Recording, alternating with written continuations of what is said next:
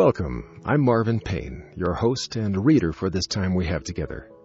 Narrative of the life of Frederick Douglass, an American slave, written by himself. Preface. In the month of August, 1841, I attended an anti-slavery convention in Nantucket, at which it was my happiness to become acquainted with Frederick Douglass, the writer of the following narrative. He was a stranger to nearly every member of that body, but having recently made his escape from the southern prison house of bondage, and feeling his curiosity excited to ascertain the principles and measures of the abolitionists, of whom he had heard a somewhat vague description while he was a slave, he was induced to give his attendance on the occasion alluded to, though at that time a resident in New Bedford. Fortunate, most fortunate occurrence. Fortunate for the millions of his manacled brethren, yet panting for deliverance from their awful thraldom. Fortunate for the cause of Negro emancipation and of universal liberty. Fortunate for the land of his birth, which he has already done so much to save and bless. Fortunate for a large circle of friends and acquaintances whose sympathy and affection he has strongly secured by the many sufferings he has endured, by his virtuous traits of character, by his ever-abiding remembrance. Fortunate for the multitudes in various parts of our republic whose minds he has enlightened on the subject of slavery, and who have been melted to tears by his pathos, or roused to virtuous indignation by his stirring eloquence against the enslavers of men. Fortunate for himself, as it at once brought him into the field of public usefulness, gave the world assurance of a man, quickened the slumbering energies of his soul, and consecrated him to the great work of breaking the rod of the oppressor and letting the oppressed go free. I shall never forget his first speech at the convention, the extraordinary emotion it excited in my own mind, the powerful impression it created upon a crowded auditory, completely taken by surprise, the applause which followed from the beginning to the end of his felicitous remarks. I think I never hated slavery so intensely as at that moment. Certainly, my perception of the enormous outrage which is inflicted by it on the godlike nature of its victims was rendered far more clear than ever.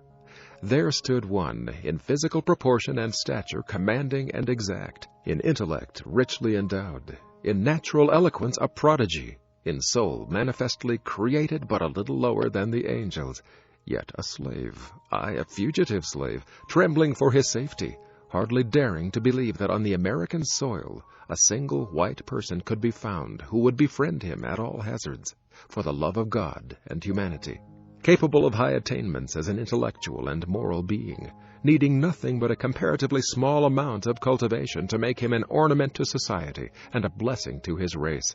By the law of the land, by the voice of the people, by the terms of the slave code, he was only a piece of property, a beast of burden, a chattel personal, nevertheless.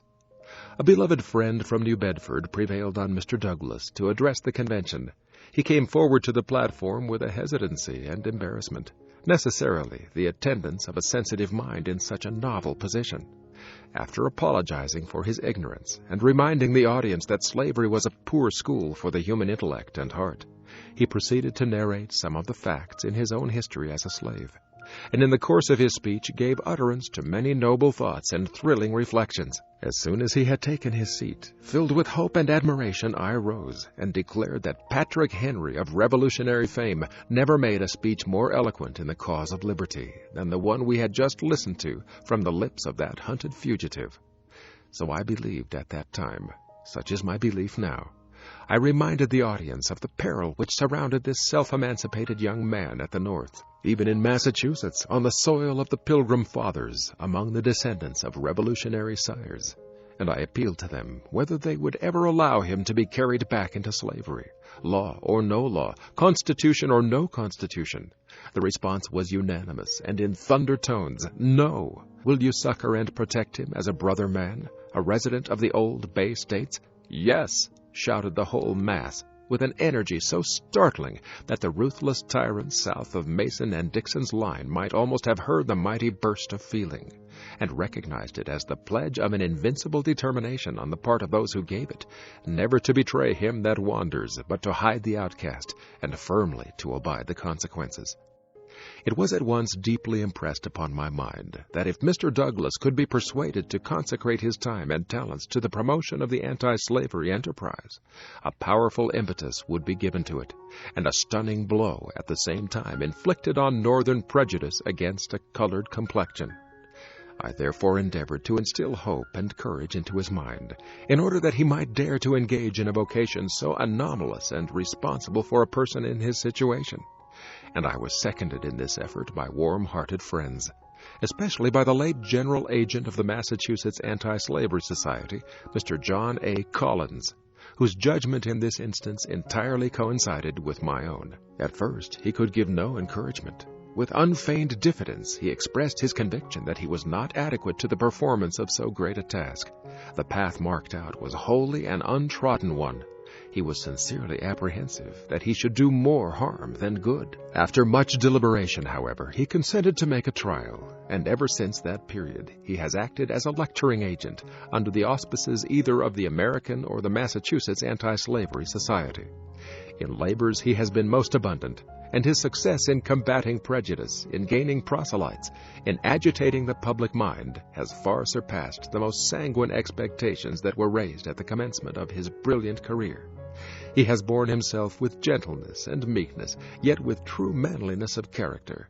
As a public speaker, he exceeds in pathos, wit, comparison, imitation, strength of reasoning, and fluency of language. There is in him that union of head and heart which is indispensable to an enlightenment of the heads and a winning of the hearts of others. May his strength continue to be equal to his day. May he continue to grow in grace and in the knowledge of God, that he may be increasingly serviceable in the cause of bleeding humanity, whether at home or abroad. It is certainly a very remarkable fact that one of the most efficient advocates of the slave population, now before the public, is a fugitive slave, in the person of Frederick Douglass, and that the free colored population of the United States are as ably represented by one of their own number, in the person of Charles Lennox Remond, whose eloquent appeals have extorted the highest applause of multitudes on both sides of the Atlantic. Let the calumniators of the colored race despise themselves for their baseness and illiberality of spirit, and henceforth cease to talk of the natural inferiority of those who require nothing but time and opportunity to attain to the highest point of human excellence. It may, perhaps, be fairly questioned whether any other portion of the population of the earth could have endured the privations, sufferings, and horrors of slavery without having become more degraded in the scale of humanity than the slaves of African descent. Nothing has been left undone to cripple their intellects, darken their minds, debase their moral nature, obliterate all traces of their relationship to mankind. And yet, how wonderfully they have sustained the mighty load of a most frightful bondage, under which they have been groaning for centuries. To illustrate the effect of slavery on the white man, to show that he has no powers of endurance in such a condition, superior to those of his black brother, Daniel O'Connell, the distinguished advocate of universal emancipation and the mightiest champion of prostrate but not conquered Ireland, relates the following anecdote in a speech delivered by him in the Conciliation Hall, Dublin, before the Loyal National Repeal Association, March 31st, 1845. "No matter," said Mr. O'Connell, "under what specious terms it may disguise itself, slavery is still hideous. It has a natural and inevitable tendency to brutalize every noble faculty of man. An American sailor who was cast away on the shore of Africa, where he was kept in slavery for 3 years, was, at the expiration of that period, found to be imbruted and stultified. He had lost all reasoning power, and having forgotten his native language, could only utter some savage gibberish between Arabic and English, which nobody could understand, and which even he himself found difficulty in pronouncing. So much for the humanizing influence of the domestic institution. Admitting this to have been an extraordinary case of mental deterioration, it proves at least that the white slave can sink as low in the scale of humanity as the black one. Mr. Douglas has very properly chosen to write his own narrative in his own style, and according to the best of his ability, rather than to employ someone else. It is therefore entirely his own production, and considering how long and dark was the career he had to run as a slave, how few have been his opportunities to improve his mind since he broke his iron fetters, it is, in my judgment, highly creditable to his head and heart. He who can peruse it without a tearful eye, a heaving breast, an afflicted spirit, without being filled with an unutterable abhorrence of slavery and all its abettors, and animated with a determination to seek the immediate overthrow of that execrable system, without trembling for the fate of this country in the hands of a righteous God, who is ever on the side of the oppressed, and whose arm is not shortened that it cannot save, must have a flinty heart, and be qualified to act the part of a trafficker in slaves and the souls of men. I am confident that it is essentially true in all its statements, that nothing has been set down in malice, nothing exaggerated, nothing drawn from the imagination, that it comes short of the reality rather than overstates a single fact in regard to slavery as it is. The experience of Frederick Douglass as a slave was not a peculiar one. His lot was not especially a hard one. His case may be regarded as a very fair specimen of the treatment of slaves in Maryland, in which state it is conceded that they are better fed and less cruelly treated than in Georgia, Alabama, or Louisiana. Many have suffered incomparably more, while very few on the plantations have suffered less than himself. Yet how deplorable was his situation! What terrible chastisements were inflicted upon his person! What still more shocking outrages were perpetrated upon his mind! With all his noble powers and sublime aspirations, how like a brute was he treated, even by those professing to have the same mind in them that was in Christ Jesus!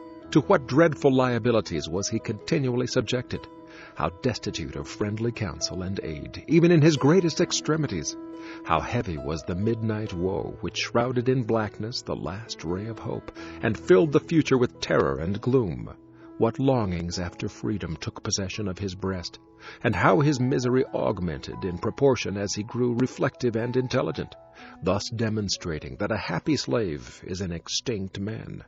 How he thought, reasoned, felt under the lash of the driver, with the chains upon his limbs, what perils he encountered in his endeavors to escape from his horrible doom, and how signal have been his deliverance and preservation in the midst of a nation of pitiless enemies. This narrative contains many affecting incidents, many passages of great eloquence and power. But I think the most thrilling one of them all is the description Douglass gives of his feelings as he stood soliloquizing respecting his fate and the chances of his one day being a free man on the banks of the Chesapeake Bay, viewing the receding vessels as they flew with their white wings before the breeze, and apostrophizing them as animated by the living spirit of freedom. Who can read that passage and be insensible to its pathos and sublimity? Compressed into it is a whole Alexandrian library of thought, feeling, and sentiment, all that can, all that need be urged in the form of expostulation, entreaty, rebuke against that crime of crimes, making man the property of his fellow man. Oh, how accursed is that system which entombs the godlike mind of man, defaces the divine image, reduces those who by creation were crowned with glory and honor to a level with four-footed beasts, and exalts the dealer in human flesh above all that is called God. Why should its existence be prolonged 1 hour? Is it not evil, only evil, and that continually? What does its presence imply but the absence of all fear of God, all regard for man on the part of the people of the United States? Heaven speed its eternal overthrow. So profoundly ignorant of the nature of slavery are many persons that they are stubbornly incredulous whenever they read or listen to any recital of the cruelties which are daily inflicted on its victims. They do not deny that the slaves are held as property, but that terrible fact seems to convey to their minds no idea of injustice, exposure to outrage, or savage barbarity. Tell them of cruel scourgings, of mutilations and brandings, of scenes of pollution and blood, of the banishment of all light and knowledge, and they affect to be greatly indignant at such enormous exaggerations, such wholesale misstatements, such abominable libels on the character of the Southern planters, as if all these direful outrages were not the natural results of slavery, as if it were less cruel to reduce a human being to the condition of a thing than to give him a severe flagellation, or to deprive him of necessary food and clothing, as if whips, chains, thumb screws, paddles, bloodhounds, overseers, drivers, patrols were not all indispensable to keep the slaves down and to give protection to their ruthless oppressors, as if, when the marriage institution is abolished, concubinage, adultery, and incest must not necessarily abound, When all the rights of humanity are annihilated, any barrier remains to protect the victim from the fury of the spoiler. When absolute power is assumed over life and liberty, it will not be wielded with destructive sway. Skeptics of this character abound in society. In some few instances, their incredulity arises from a want of reflection, but generally it indicates a hatred of the light, a desire to shield slavery from the assaults of its foes, a contempt of the colored race, whether bond or free. Such will try to discredit the shocking tales of slaveholding cruelty which are recorded in this truthful narrative, but they will labor in vain. Mr. Douglas has frankly disclosed the place of his birth, the names of those who claimed ownership in his body and soul, and the names also of those who committed the crimes which he has alleged against them. His statements, therefore, may easily be disproved if they are untrue. In the course of his narrative, he relates 2 instances of murderous cruelty, in one of which a planter deliberately shot a slave belonging to a neighboring plantation, who had unintentionally gotten within his lordly domain in quest of fish, and in the other, an overseer blew out the brains of a slave who had fled to a stream of water to escape a bloody scourging. Mr. Douglas states that in neither of these instances was anything done by way of legal arrest or judicial investigation.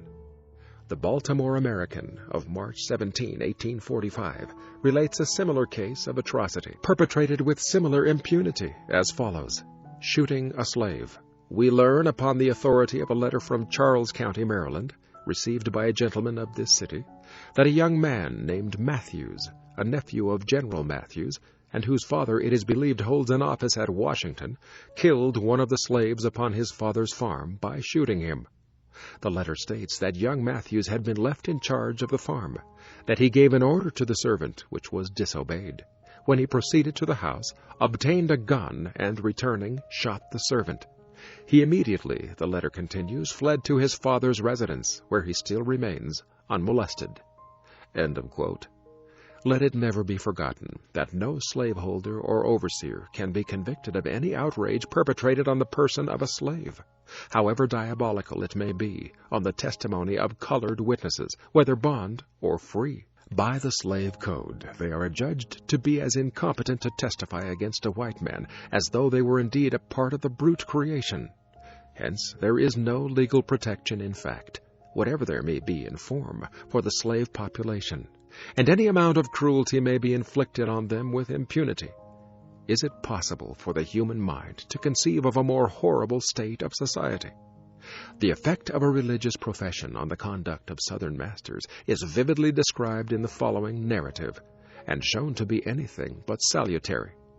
In the nature of the case, it must be in the highest degree pernicious. The testimony of Mr. Douglas on this point is sustained by a cloud of witnesses whose veracity is unimpeachable. A slaveholder's profession of Christianity is a palpable imposture. He is a felon of the highest grade. He is a man-stealer. It is of no importance what you put in the other scale. Reader, are you with the man-stealers in sympathy and purpose, or on the side of their downtrodden victims? If with the former, then you are the foe of God and man. If with the latter, what are you prepared to do and dare in their behalf? Be faithful, be vigilant, be untiring in your efforts to break every yoke and let the oppressed go free. Come what may, cost what it may, inscribe on the banner which you unfurl to the breeze as your religious and political motto, no compromise with slavery, no union with slaveholders. William Lloyd Garrison, Boston, May 1st, 1845. Letter from Wendell Phillips, Esquire, Boston, April 22nd, 1845. My dear friend, you remember the old fable of the man and the lion, where the lion complained that he should not be so misrepresented when the lions wrote history. I am glad the time has come when the lions write history. We have been left long enough to gather the character of slavery from the involuntary evidence of the masters. One might indeed rest sufficiently satisfied with what it is evident must be in general the results of such a relation, without seeking farther to find whether they have followed in every instance. Indeed, those who stare at the half-peck of corn a week and love to count the lashes on the slave's back are seldom the stuff out of which reformers and abolitionists are to be made. I remember that in 1838 many were waiting for the results of the West India experiment before they could come into our ranks. Those results have come long ago, but alas, few of that number have come with them as converts. A man must be disposed to judge of emancipation by other tests than whether it has increased the produce of sugar, and to hate slavery for other reasons than because it starves men and whips women, before he is ready to lay the first stone of his anti-slavery life. I was glad to learn in your story how early the most neglected of God's children waken to a sense of their rights and of the injustice done them. Experience is a keen teacher, and long before you had mastered your A, B, C, or knew where the white sails of the Chesapeake were bound, you began, I see, to gauge the wretchedness of the slave, not by his hunger and want, not by his lashes and toil, but by the cruel and blighting death which gathers over his soul. In connection with this, there is one circumstance which makes your recollections peculiarly valuable, and renders your early insight the more remarkable. You come from that part of the country where we are told slavery appears with its fairest features. Let us hear, then, what it is at its best estate, gaze on its bright side, if it has one, and then imagination may task her powers to add dark lines to the picture, as she travels southward to that, for the colored man, valley of the shadow of death, where the Mississippi sweeps along. Again, we have known you long, and can put the most entire confidence in your truth, candor, and sincerity. Every one who has heard you speak has felt, and I am confident every one who reads your book will feel, persuaded that you give them a fair specimen of the whole truth. No one-sided portrait, no wholesale complaints, but strict justice done whenever individual kindliness has neutralized, for a moment, the deadly system with which it was strangely allied. You have been with us, too, some years, and can fairly compare the twilight of rights, which your race enjoy at the North, with that noon of night under which they labor south of Mason and Dixon's line. Tell us whether, after all, the half-free colored man of Massachusetts is worse off than the pampered slave of the rice swamps. In reading your life, no one can say that we have unfairly picked out some rare specimens of cruelty. We know that the bitter drops, which even you have drained from the cup, are no incidental aggravations, no individual ills, but such as must mingle always and necessarily in the lot of every slave. They are the essential ingredients, not the occasional results of the system. After all, I shall read your book with trembling for you.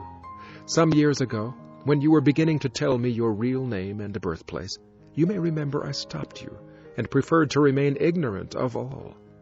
With the exception of a vague description, so I continued, till the other day, when you read me your memoirs.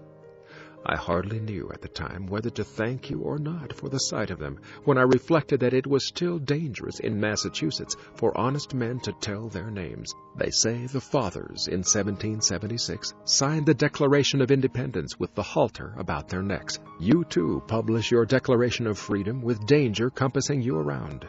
In all the broad lands which the Constitution of the United States overshadows, there is no single spot, however narrow or desolate, where a fugitive slave can plant himself and say, "I am safe." The whole armory of northern law has no shield for you. I am free to say that, in your place, I should throw the manuscript into the fire. You, perhaps, may tell your story in safety, endeared as you are to so many warm hearts by rare gifts, and a still rarer devotion of them to the service of others. But it will be owing only to your labors and the fearless efforts of those who, trampling the laws and constitution of the contrary under their feet, are determined that they will hide the outcast, and that their hearths shall be, spite of the law, an asylum for the oppressed, if, some time or other, the humblest may stand in our streets and bear witness in safety against the cruelties of which he has been the victim. Yet it is sad to think that these very throbbing hearts which welcome your story and form your best safeguard in telling it, are all beating contrary to the statute in such case made and provided.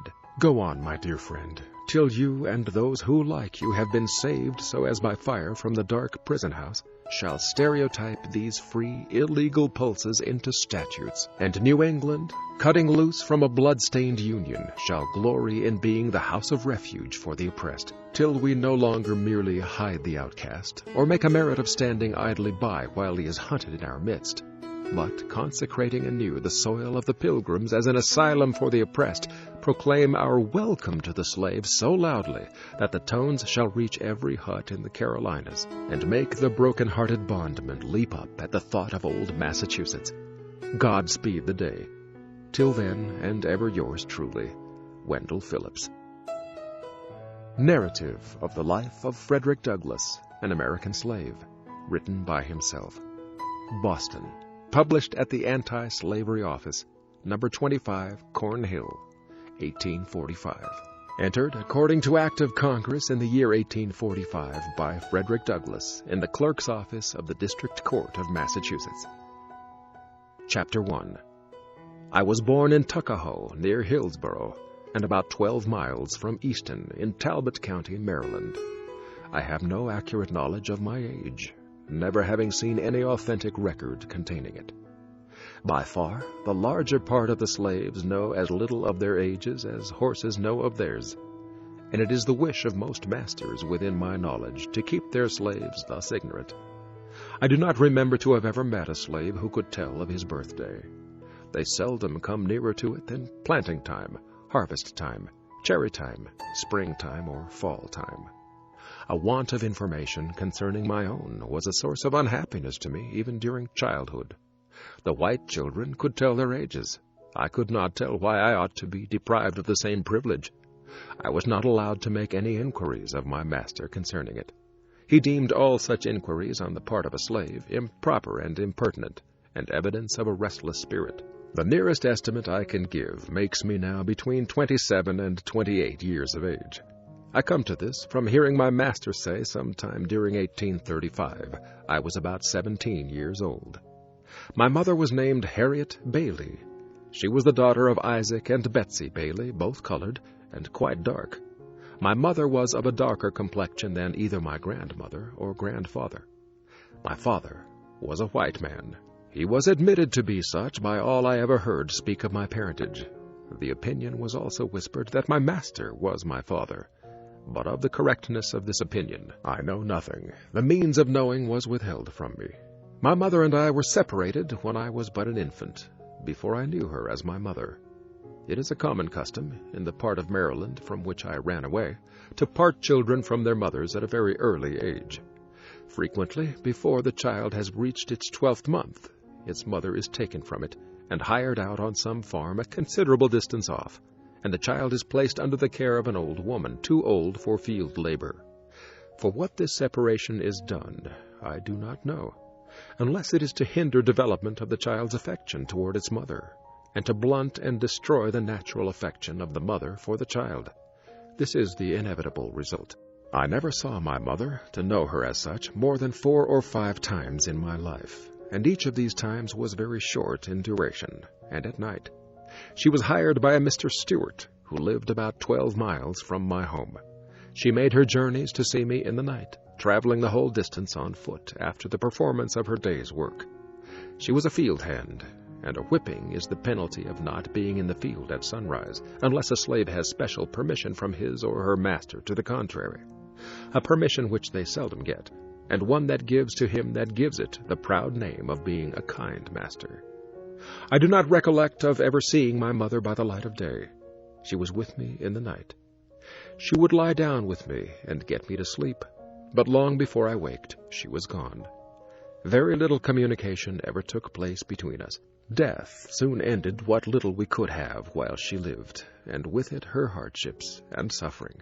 She died when I was about 7 years old, on one of my master's farms, near Lee's Mill. I was not allowed to be present during her illness, at her death, or burial. She was gone long before I knew anything about it, never having enjoyed to any considerable extent her soothing presence, her tender and watchful care. I received the tidings of her death with much the same emotions as I should have probably felt at the death of a stranger. Called thus suddenly away, she left me without the slightest intimation of who my father was. The whisper that my master was my father may or may not be true, and true or false, it is of but little consequence to my purpose whilst the fact remains, in all its glaring odiousness, that slaveholders have ordained, and by law established, that the children of slave women shall in all cases follow the condition of their mothers.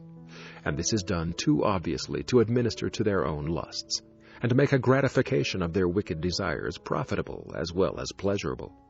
For by this cunning arrangement, the slaveholder, in cases not a few, sustains to his slaves the double relation of master and father.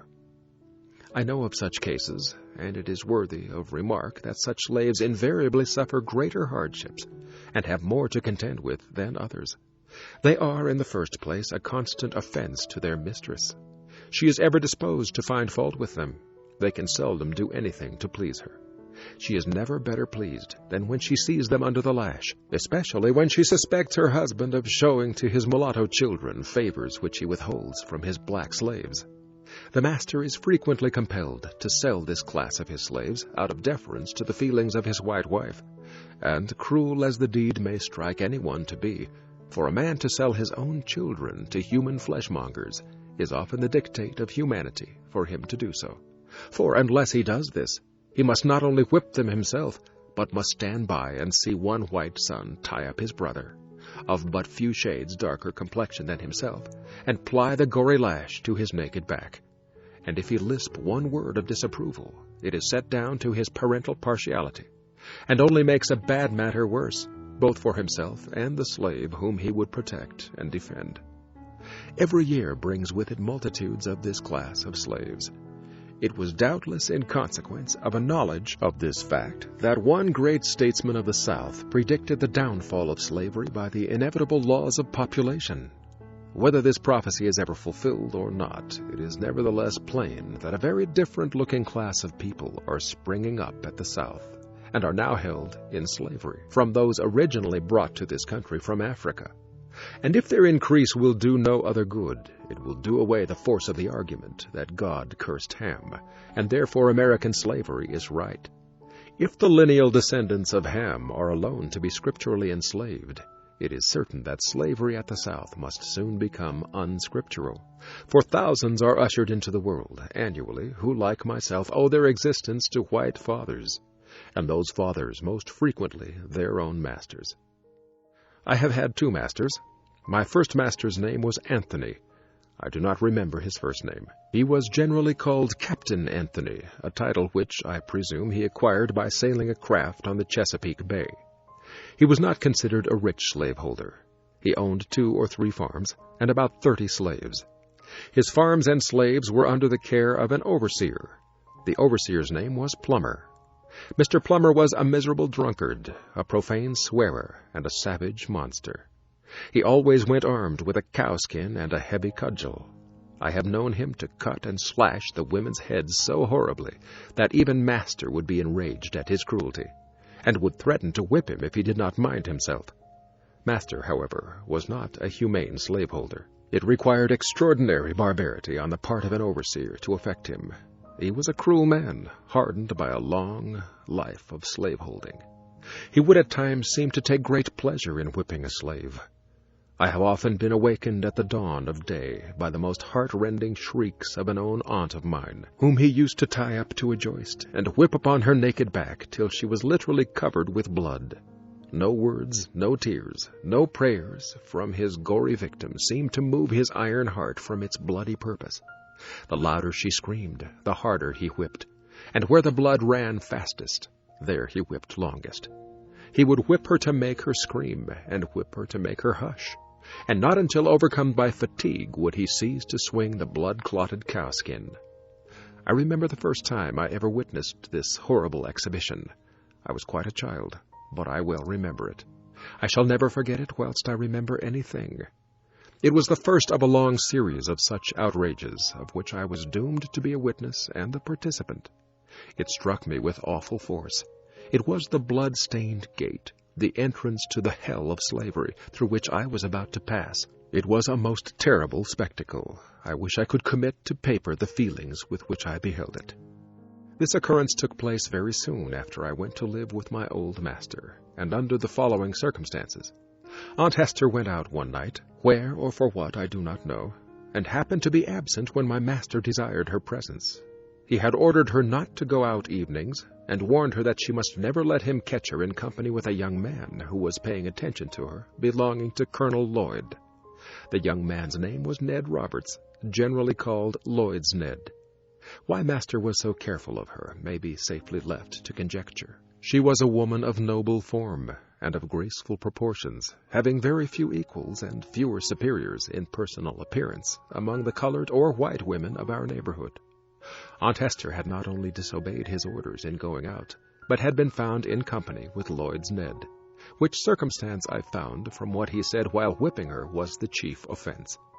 Had he been a man of pure morals himself, he might have been thought interested in protecting the innocence of my aunt, but those who knew him will not suspect him of any such virtue.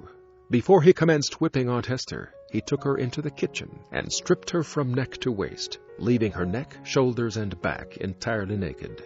He then told her to cross her hands, calling her at the same time a damned bitch.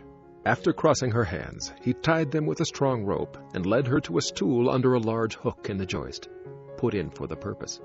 He made her get upon the stool and tied her hands to the hook. She now stood fair for his infernal purpose. Her arms were stretched up at their full length, so that she stood upon the ends of her toes. He then said to her, "Now, you damned bitch, I'll learn you how to disobey my orders." And after rolling up his sleeves, he commenced to lay on the heavy cowskin, and soon the warm red blood, amid heart-rending shrieks from her and horrid oaths from him, came dripping to the floor. I was so terrified and horror-stricken at the sight that I hid myself in a closet, and dared not venture out till long after the bloody transaction was over. I expected it would be my turn next. It was all new to me. I had never seen anything like it before.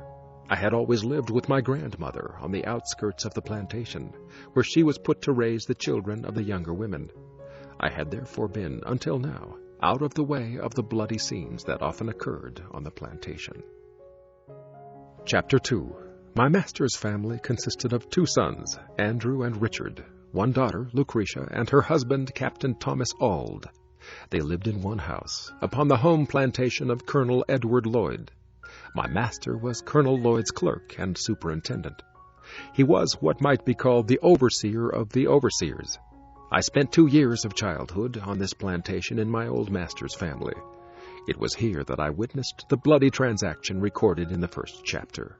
And as I received my first impressions of slavery on this plantation, I will give some description of it, and of slavery as it there existed. The plantation is about 12 miles north of Easton in Talbot County, and is situated on the border of Miles River.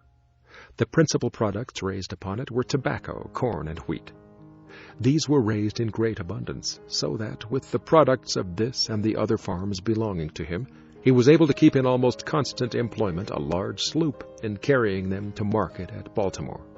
This sloop was named Sally Lloyd, in honor of one of the colonel's daughters. My master's son-in-law, Captain Auld, was master of the vessel. She was otherwise manned by the colonel's own slaves.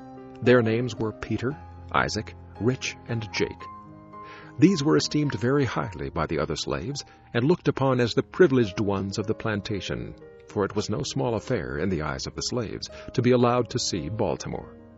Colonel Lloyd kept from 300 or 400 slaves on his home plantation, and owned a large number more on the neighboring farms belonging to him.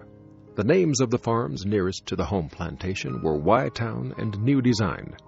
Y-Town was under the overseership of a man named Noah Willis. New Design was under the overseership of a Mr. Townsend. The overseers of these and all the rest of the farms, numbering over 20, received advice and direction from the managers of the home plantation. This was the great business place. It was the seat of government for the whole 20 farms. All disputes among the overseers were settled here. If a slave was convicted of any high misdemeanor, became unmanageable, or evinced a determination to run away, he was brought immediately here, severely whipped, put on board the sloop, carried to Baltimore, and sold to Austin Woolfolk or some other slave trader as a warning to the slaves remaining. Here, too, the slaves of all the other farms received their monthly allowance of food and their yearly clothing. The men and women slaves received, as their monthly allowance of food, 8 pounds of pork, or its equivalent in fish, and 1 bushel of corn meal. Their yearly clothing consisted of 2 coarse linen shirts, 1 pair of linen trousers, like the shirts, 1 jacket, 1 pair of trousers for winter made of coarse Negro cloth, 1 pair of stockings, and 1 pair of shoes, the whole of which could not have cost more than $7. The allowance of the slave children was given to their mothers, or the old women having the care of them. The children unable to work in the field had neither shoes, stockings, jackets, nor trousers given to them. Their clothing consisted of 2 coarse linen shirts per year. When these failed them, they were naked until the next allowance day. Children from 7 to 10 years old, of both sexes, almost naked, might be seen at all seasons of the year. There were no beds given to slaves, unless 1 coarse blanket be considered such, and none but the men and women had these. This, however, is not considered a very great privation. They find less difficulty from the want of beds than from the want of time to sleep. For when their day's work in the field is done, the most of them having their washing, mending, and cooking to do, and having few or none of the ordinary facilities for doing either of these, very many of their sleeping hours are consumed in preparing for the field the coming day. And when this is done, old and young, male and female, married and single, drop down side by side on one common bed, the cold, damp floor, each covering himself or herself with their miserable blankets. And here they sleep till they are summoned to the field by the driver's horn. At the sound of this, all must rise and be off to the field. There must be no halting. Every one must be at his or her post, and woe betides them who hear not this morning summons to the field. For if they are not awakened by the sense of hearing, they are by the sense of feeling. No age nor sex finds any favor. Mr. Severe, the overseer, used to stand by the door of the quarter, armed with a large hickory stick and heavy cowskin, ready to whip anyone who was so unfortunate as not to hear, or from any other cause was prevented from being ready to start for the field at the sound of the horn. Mr. Severe was rightly named. He was a cruel man. I have seen him whip a woman, causing the blood to run half an hour at the time, and this too in the midst of her crying children, pleading for their mother's release. He seemed to take pleasure in manifesting his fiendish barbarity. Added to his cruelty, he was a profane swearer. It was enough to chill the blood and stiffen the hair of an ordinary man to hear him talk. Scarce a sentence escaped him that was not commenced or concluded by some horrid oath. The field was the place to witness his cruelty and profanity. His presence made it both the field of blood and of blasphemy. From the rising till the going down of the sun, he was cursing, raving, cutting, and slashing among the slaves of the field in the most frightful manner. His career was short. He died very soon after I went to Colonel Lloyd's, and he died as he lived, uttering with his dying groans bitter curses and horrid oaths. His death was regarded by the slaves as the result of a merciful providence. Mr. Severe's place was filled by a Mr. Hopkins. He was a very different man. He was less cruel, less profane, and made less noise than Mr. Severe. His course was characterized by no extraordinary demonstrations of cruelty. He whipped, but seemed to take no pleasure in it. He was called by the slaves a good overseer. The home plantation of Colonel Lloyd wore the appearance of a country village. All the mechanical operations for all the farms were performed here. The shoemaking and mending, the blacksmithing, cart-writing, coopering, weaving, and grain grinding were all performed by the slaves on the home plantation. The whole place wore a business-like aspect, very unlike the neighboring farms. The number of houses, too, conspired to give it advantage over the neighboring farms. It was called by the slaves the Great House Farm. Few privileges were esteemed higher by the slaves of the out farms than of being selected to do errands at the Great House Farm. It was associated in their minds with greatness. A representative could not be prouder of his election to a seat in the American Congress than a slave on one of the out farms would be of his election to do errands at the Great House Farm. They regarded it as evidence of great confidence reposed in them by their overseers, and it was on this account, as well as a constant desire to be out of the field from under the driver's lash, that they esteemed it a high privilege, one worth careful living for. He was called the smartest and most trusty fellow who had this honor conferred upon him the most frequently.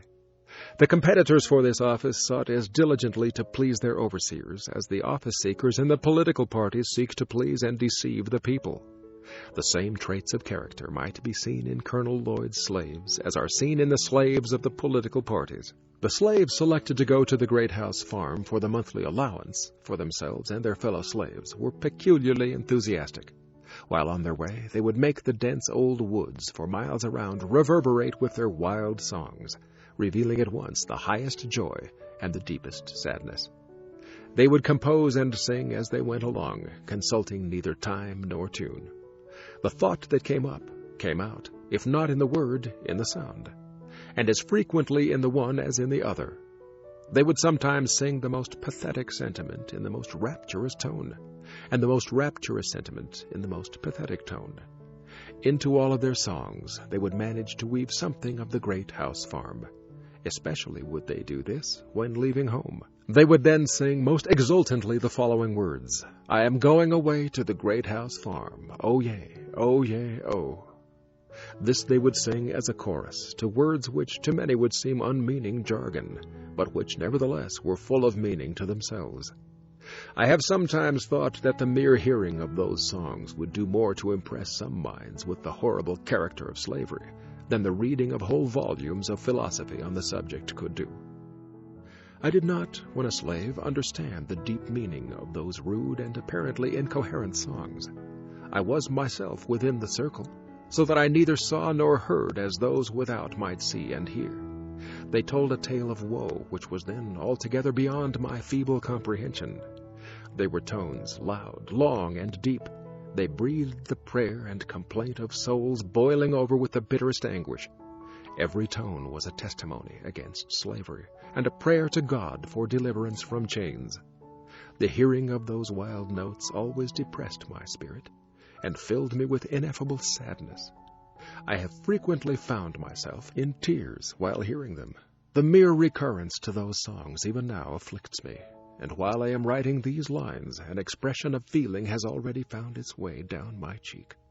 To those songs I trace my first glimmering conception of the dehumanizing character of slavery. I can never get rid of that conception. Those songs still follow me to deepen my hatred of slavery and quicken my sympathies for my brethren in bonds. If anyone wishes to be impressed with the soul-killing effects of slavery, let him go to Colonel Lloyd's plantation, and on allowance day place himself in the deep pine woods, and there let him, in silence, analyze the sounds that shall pass through the chambers of his soul. And if he is not thus impressed, it will only be because there is no flesh in his obdurate heart. I have often been utterly astonished, since I came to the North, to find persons who could speak of the singing among slaves as evidence of their contentment and happiness. It is impossible to conceive of a greater mistake. Slaves sing most when they are most unhappy. The songs of the slave represent the sorrows of his heart, and he is relieved by them only as an aching heart is relieved by its tears. At least, such is my experience. I have often sung to drown my sorrow, but seldom to express my happiness. Crying for joy and singing for joy were alike uncommon to me while in the jaws of slavery. The singing of a man cast away upon a desolate island might be as appropriately considered as evidence of contentment and happiness as the singing of a slave.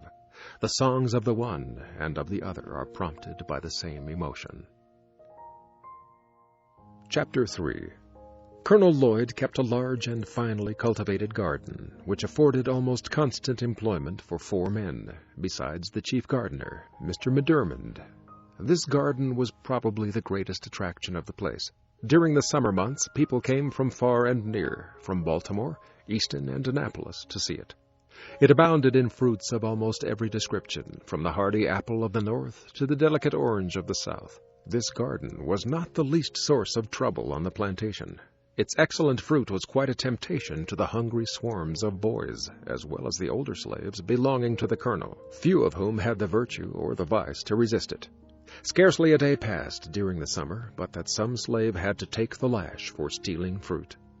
The colonel had to resort to all kinds of stratagems to keep his slaves out of the garden. The last and most successful one was that of tarring his fence all around, after which, if a slave was caught with any tar upon his person, it was deemed sufficient proof that he had either been into the garden or had tried to get in. In either case, he was severely whipped by the chief gardener. This plan worked well. The slaves became as fearful of tar as of the lash. They seemed to realize the impossibility of touching tar without being defiled. The colonel also kept a splendid riding equipage. His stable and carriage house presented the appearance of some of our large city livery establishments. His horses were of the finest form and noblest blood. His carriage house contained 3 splendid coaches, 3 or 4 gigs, besides Dearborns and barouches of the most fashionable style. This establishment was under the care of 2 slaves, old Barney and young Barney, father and son.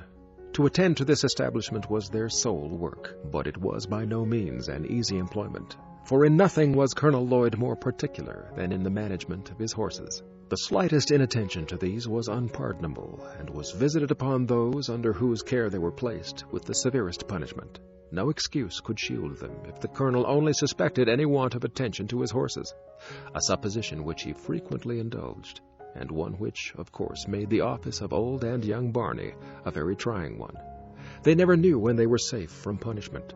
They were frequently whipped when least deserving, and escaped whipping when most deserving it. Everything depended upon the looks of the horses, and the state of Colonel Lloyd's own mind when his horses were brought to him for use. If a horse did not move fast enough or hold his head high enough, it was owing to some fault of his keeper's. It was painful to stand near the stable door and hear the various complaints against the keepers when a horse was taken out for use. This horse has not had proper attention. He has not been sufficiently rubbed and curried, or he has not been properly fed. His food was too wet or too dry. He got it too soon or too late. He was too hot or too cold. He had too much hay and not enough grain, or he had too much grain and not enough of hay. Instead of old Barney's attending to the horse, he had very improperly left it to his son.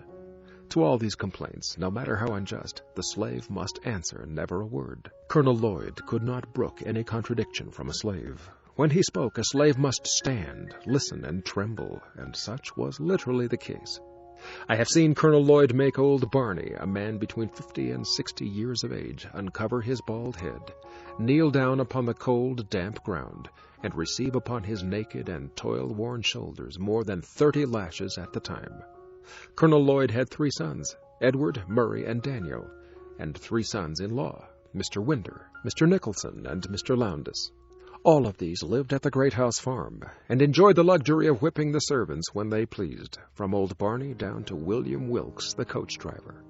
I have seen Winder make one of the house servants stand off from him a suitable distance to be touched with the end of his whip, and at every stroke raise great ridges upon his back. To describe the wealth of Colonel Lloyd would be almost equal to describing the riches of Job. He kept from 10 to 15 house servants. He was said to own 1,000 slaves, and I think this estimate quite within the truth. Colonel Lloyd owned so many that he did not know them when he saw them, nor did all the slaves of the out-farms know him. It is reported of him that while riding along the road one day he met a colored man, and addressed him in the usual manner of speaking to colored people on the public highways of the South. "Well, boy, whom do you belong to?" "To Colonel Lloyd," replied the slave. "Well, does the colonel treat you well?" "No, sir," was the ready reply. "What, does he work you too hard?" "Yes, sir." "Well, don't he give you enough to eat?" "Yes, sir, he gives me enough, such as it is." The colonel, after ascertaining where the slave belonged, rode on. The man also went on about his business, not dreaming that he had been conversing with his master. He thought, said, and heard nothing more of the matter until 2 or 3 weeks afterwards. The poor man was then informed by his overseer that, for having found fault with his master, he was now to be sold to a Georgia trader. He was immediately chained and handcuffed, and thus, without a moment's warning, he was snatched away, and forever sundered from his family and friends, by a hand more unrelenting than death. This is the penalty of telling the truth, of telling the simple truth in answer to a series of plain questions. It is partly in consequence of such facts that slaves, when inquired of as to their condition and the character of their masters, almost universally say they are contented, and that their masters are kind. The slaveholders have been known to send in spies among their slaves, to ascertain their views and feelings in regard to their condition. The frequency of this has had the effect to establish among the slaves the maxim that a still tongue makes a wise head. They suppress the truth rather than take the consequences of telling it, and in so doing prove themselves a part of the human family. If they have anything to say of their masters, it is generally in their master's favor, especially when speaking to an untried man. I have been frequently asked, when a slave, if I had a kind master, and do not remember ever to have given a negative answer. Nor did I, in pursuing this course, consider myself as uttering what was absolutely false. For I always measured the kindness of my master by the standard of kindness set up among slaveholders around us. Moreover, slaves are like other people, and imbibe prejudices quite common to others. They think their own better than that of others. Many, under the influence of this prejudice, think their own masters are better than the masters of other slaves, and this, too, in some cases, when the very reverse is true. Indeed, it is not uncommon for slaves even to fall out and to quarrel among themselves about the relative goodness of their masters, each contending for the superior goodness of his own over that of the others. At the very same time, they mutually execrate their masters when viewed separately. It was so on our plantation. When Colonel Lloyd's slaves met the slaves of Jacob Jepson, they seldom parted without a quarrel about their masters. Colonel Lloyd's slaves contending that he was the richest, and Mr. Jepson's slaves that he was the smartest and most of a man. Colonel Lloyd's slaves would boast his ability to buy and sell Jacob Jepson. Mr. Jepson's slaves would boast his ability to whip Colonel Lloyd. These quarrels would almost always end in a fight between the parties, and those that whipped were supposed to have gained the point at issue. They seemed to think that the greatness of their masters was transferable to themselves. It was considered as being bad enough to be a slave, but to be a poor man's slave was deemed a disgrace indeed. Chapter 4. Mr. Hopkins remained but a short time in the office of overseer. Why his career was so short, I do not know, but suppose he lacked the necessary severity to suit Colonel Lloyd. Mr. Hopkins was succeeded by Mr. Austin Gore, a man possessing in an eminent degree all those traits of character indispensable to what is called a first-rate overseer. Mr. Gore had served Colonel Lloyd in the capacity of overseer upon one of the out-farms, and had shown himself worthy of the high station of overseer upon the home or great house farm. Mr. Gore was proud, ambitious, and persevering. He was artful, cruel, and obdurate. He was just the man for such a place, and it was just the place for such a man.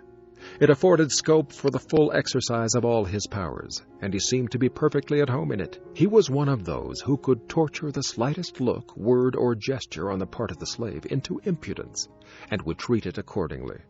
There must be no answering back to him. No explanation was allowed a slave, showing himself to have been wrongfully accused. Mr. Gore acted fully up to the maxim laid down by the slaveholders. It is better that a dozen slaves suffer under the lash than that the overseer should be convicted in the presence of the slaves of having been at fault. No matter how innocent a slave might be, it availed him nothing when accused by Mr. Gore of any misdemeanor. To be accused was to be convicted, and to be convicted was to be punished, the one always following the other with immutable certainty. To escape punishment was to escape accusation, and few slaves had the fortune to do either, under the overseership of Mr. Gore. He was just proud enough to demand the most debasing homage of the slave, and quite servile enough to crouch himself at the feet of the master. He was ambitious enough to be contented with nothing short of the highest rank of overseers, and persevering enough to reach the height of his ambition. He was cruel enough to inflict the severest punishment, artful enough to descend to the lowest trickery, and obdurate enough to be insensible to the voice of a reproving conscience. He was, of all the overseers, the most dreaded by the slaves. His presence was painful, his eye flashed confusion, and seldom was his sharp, shrill voice heard without producing horror and trembling in their ranks. Mr. Gore was a grave man, and though a young man he indulged in no jokes, said no funny words, seldom smiled. His words were in perfect keeping with his looks, and his looks were in perfect keeping with his words. Overseers will sometimes indulge in a witty word, even with the slaves. Not so with Mr. Gore. He spoke but to command, and commanded but to be obeyed. He dealt sparingly with his words, and bountifully with his whip, never using the former where the latter would answer as well. When he whipped, he seemed to do so from a sense of duty, and feared no consequences. He did nothing reluctantly, no matter how disagreeable. Always at his post, never inconsistent. He never promised but to fulfill. He was, in a word, a man of the most inflexible firmness and stone-like coolness. His savage barbarity was equaled only by the consummate coolness with which he submitted the grossest and most savage deeds upon the slaves under his charge. Mr. Gore once undertook to whip one of Colonel Lloyd's slaves by the name of Demby. He had given Demby but few stripes, when, to get rid of the scourging, he ran and plunged himself into a creek, and stood there at the depth of his shoulders, refusing to come out. Mr. Gore told him that he would give him 3 calls, and that if he did not come out at the 3rd call, he would shoot him. The 1st call was given. Demby made no response, but stood his ground. The 2nd and 3rd calls were given with the same result. Mr. Gore then, without consultation or deliberation with anyone, not even giving Demby an additional call, raised his musket to his face, taking deadly aim at his standing victim, and in an instant poor Demby was no more. His mangled body sank out of sight, and blood and brains marked the water where he had stood. A thrill of horror flashed through every soul upon the plantation, excepting Mr. Gore. He alone seemed cool and collected. He was asked by Colonel Lloyd and my old master why he resorted to this extraordinary expedient. His reply was, as well as I can remember, that Demby had become unmanageable. He was setting a dangerous example to the other slaves, one which, if suffered to pass without some demonstration on his part, would finally lead to the total subversion of all rule and order upon the plantation. He argued that if one slave refused to be corrected and escaped with his life, the other slaves would soon copy the example, the result of which would be the freedom of the slaves and the enslavement of the whites. Mr. Gore's defense was satisfactory. He was continued in his station as overseer upon the home plantation. His fame as an overseer went abroad. His horrid crime was not even submitted to judicial investigation. It was committed in the presence of slaves, and they, of course, could neither institute a suit nor testify against him.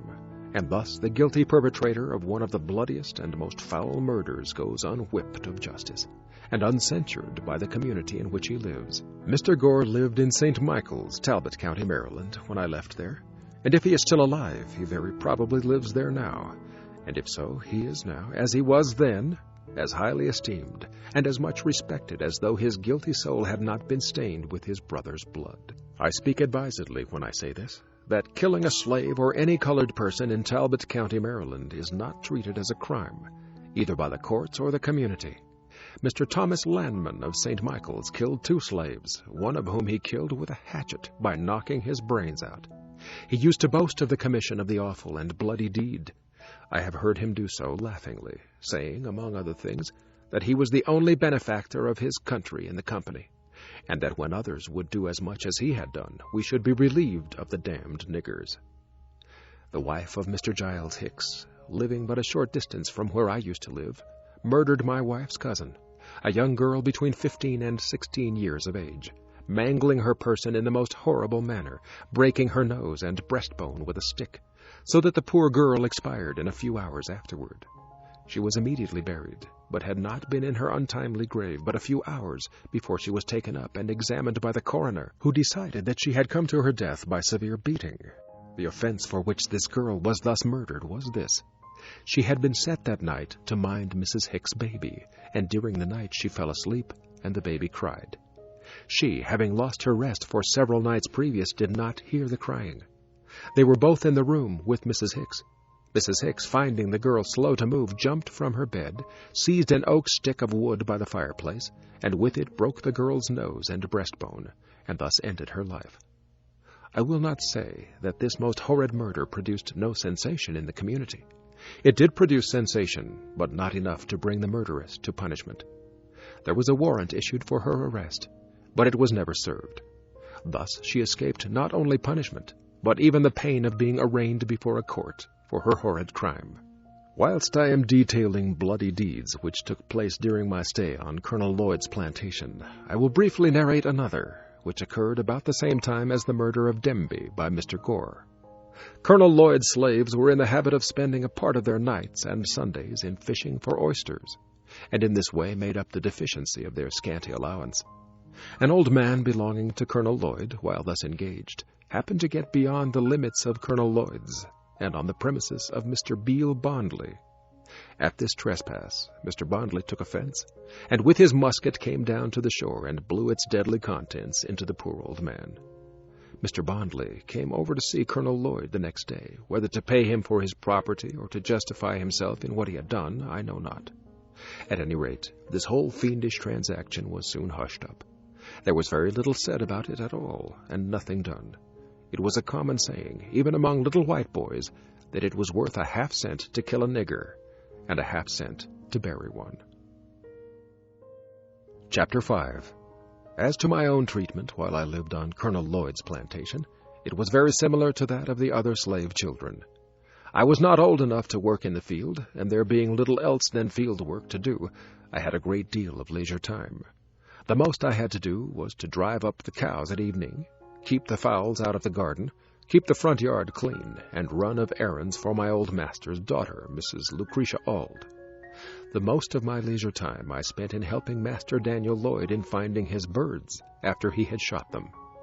My connection with Master Daniel was of some advantage to me. He became quite attached to me and was a sort of protector of me. He would not allow the older boys to impose upon me, and would divide his cakes with me. I was seldom whipped by my old master, and suffered little from anything else than hunger and cold. I suffered much from hunger, but much more from cold. In hottest summer and coldest winter I was kept almost naked. No shoes, no stockings, no jacket, no trousers. Nothing on but a coarse tow linen shirt reaching only to my knees. I had no bed. I must have perished with cold, but that the coldest nights I used to steal a bag which was used for carrying corn to the mill. I would crawl into this bag, and there sleep on the cold, damp clay floor, with my head in and feet out. My feet had been so cracked with the frost that the pen with which I am writing might be laid in the gashes. We were not regularly allowanced. Our food was coarse cornmeal boiled. This was called mush. It was put into a large wooden tray or trough and set down upon the ground. The children were then called like so many pigs, and like so many pigs they would come and devour the mush, some with oyster shells, others with pieces of shingle, some with naked hands, and none with spoons. He that ate fastest got most. He that was strongest secured the best place, and few left the trough satisfied. I was probably between 7 and 8 years old when I left Colonel Lloyd's plantation. I left it with joy. I shall never forget the ecstasy with which I received the intelligence that my old master, Anthony, had determined to let me go to Baltimore to live with Mr. Hugh Auld, brother to my old master's son-in-law, Captain Thomas Auld. I received this information about 3 days before my departure. They were 3 of the happiest days I ever enjoyed. I spent the most part of all these 3 days in the creek, washing off the plantation scurf, and preparing myself for my departure. The pride of appearance which this would indicate was not my own. I spent the time in washing not so much because I wished to, but because Mrs. Lucretia had told me I must get all the dead skin off my feet and knees before I could go to Baltimore. For the people in Baltimore were very cleanly, and would laugh at me if I looked dirty. Besides, she was going to give me a pair of trousers, which I should not put on unless I got all the dirt off me. The thought of owning a pair of trousers was great indeed. It was almost a sufficient motive not only to make me take off what would be called by pig drovers the mange, but the skin itself. I went at it in good earnest, working for the first time with the hope of reward. The ties that ordinarily bind children to their homes were all suspended in my case. I found no severe trial in my departure. My home was charmless. It was not home to me. On parting from it, I could not feel that I was leaving anything which I could have enjoyed by staying. My mother was dead. My grandmother lived far off, so that I seldom saw her. I had 2 sisters and 1 brother that lived in the same house with me, but the early separation of us from our mother had well nigh blotted the fact of our relationship from our memories. I looked for home elsewhere, and was confident of finding none which I should relish less than the one which I was leaving. If, however, I found in my new home hardship, hunger, whipping, and nakedness, I had the consolation that I should not have escaped any one of them by staying. Having already had more than a taste of them in the house of my old master, and having endured them there, I very naturally inferred my ability to endure them elsewhere, and especially at Baltimore, for I had something of the feeling about Baltimore that is expressed in the proverb that being hanged in England is preferable to dying a natural death in Ireland. I had the strongest desire to see Baltimore. Cousin Tom, though not fluent in speech, had inspired me with that desire by his eloquent description of the place.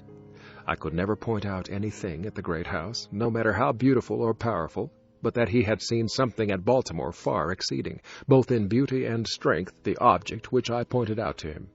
Even the great house itself, with all its pictures, was far inferior to many buildings in Baltimore. So strong was my desire that I thought a gratification of it would fully compensate for whatever loss of comforts I should sustain by the exchange. I left without a regret, and with the highest hopes of future happiness. We sailed out of Miles River for Baltimore on a Saturday morning. I remember only the day of the week, for at that time I had no knowledge of the days of the month, nor the months of the year. On setting sail, I walked aft and gave to Colonel Lloyd's plantation what I hoped would be the last look. I then placed myself in the bows of the sloop, and there spent the remainder of the day in looking ahead, interesting myself in what was in the distance rather than in things nearby or behind. In the afternoon of that day, we reached Annapolis, the capital of the state. We stopped but a few moments, so that I had no time to go on shore. It was the first large town that I had ever seen, and though it would look small compared with some of our New England factory villages, I thought it a wonderful place for its size, more imposing even than the great house farm. We arrived at Baltimore early on Sunday morning, landing at Smith's Wharf, not far from Bowley's Wharf. We had on board the sloop a large flock of sheep, and after aiding in driving them to the slaughterhouse of Mr. Curtis on Loudon Slater's Hill, I was conducted by Rich, one of the hands belonging on board of the sloop, to my new home in Elysiana Street, near Mr. Gardner's shipyard on Fells Point. Mr. and Mrs. Auld were both at home, and met me at the door with their little son Thomas, to take care of whom I had been given. And here I saw what I had never seen before. It was a white face beaming with the most kindly emotions. It was the face of my new mistress, Sophia Auld. I wish I could describe the rapture that flashed through my soul as I beheld it. It was a new and strange sight to me, brightening up my pathway with the light of happiness. Little Thomas was told there was his Freddie, and I was told to take care of little Thomas. And thus I entered upon the duties of my new home with the most cheering prospect ahead. I looked upon my departure from Colonel Lloyd's plantation as one of the most interesting events of my life. It is possible, and even quite probable, that but for the mere circumstance of being removed from that plantation to Baltimore, I should have today, instead of being here seated by my own table, in the enjoyment of freedom and the happiness of home, writing this narrative, had been confined in the galling chains of slavery. Going to live at Baltimore laid the foundation and opened the gateway to all of my subsequent prosperity. I have ever regarded it as the first plain manifestation of that kind providence which has ever since attended me and marked my life with so many favors. I regarded the selection of myself as being somewhat remarkable. There were a number of slave children that might have been sent from the plantation to Baltimore. There were those younger, those older, and those of the same age. I was chosen from among them all, and was the first, last, and only choice. I may be deemed superstitious and even egotistical in regarding this event as a special interposition of divine providence in my favor, but I should be false in the earliest sentiments of my soul if I suppressed the opinion. I prefer to be true to myself, even at the hazard of incurring the ridicule of others, rather than to be false and incur my own abhorrence. From my earliest recollection, I date the entertainment of a deep conviction that slavery would not always be able to hold me within its foul embrace, and in the darkest hours of my career in slavery, this living word of faith and spirit of hope departed not from me, but remained like ministering angels to cheer me through the gloom.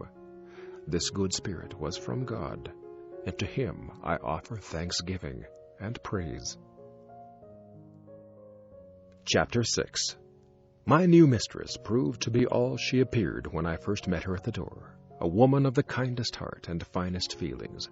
She had never had a slave under her control previously to myself, and prior to her marriage she had been dependent upon her own industry for a living. She was by trade a weaver, and by constant application to her business, she had been in a good degree preserved from the blighted and dehumanizing effects of slavery.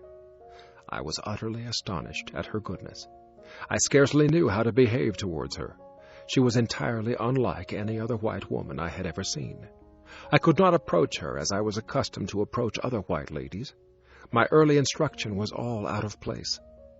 The crouching servility, usually so acceptable a quality in a slave, did not answer when manifested toward her. Her favor was not gained by it. She seemed to be disturbed by it. She did not deem it impudent or unmannerly for a slave to look her in the face.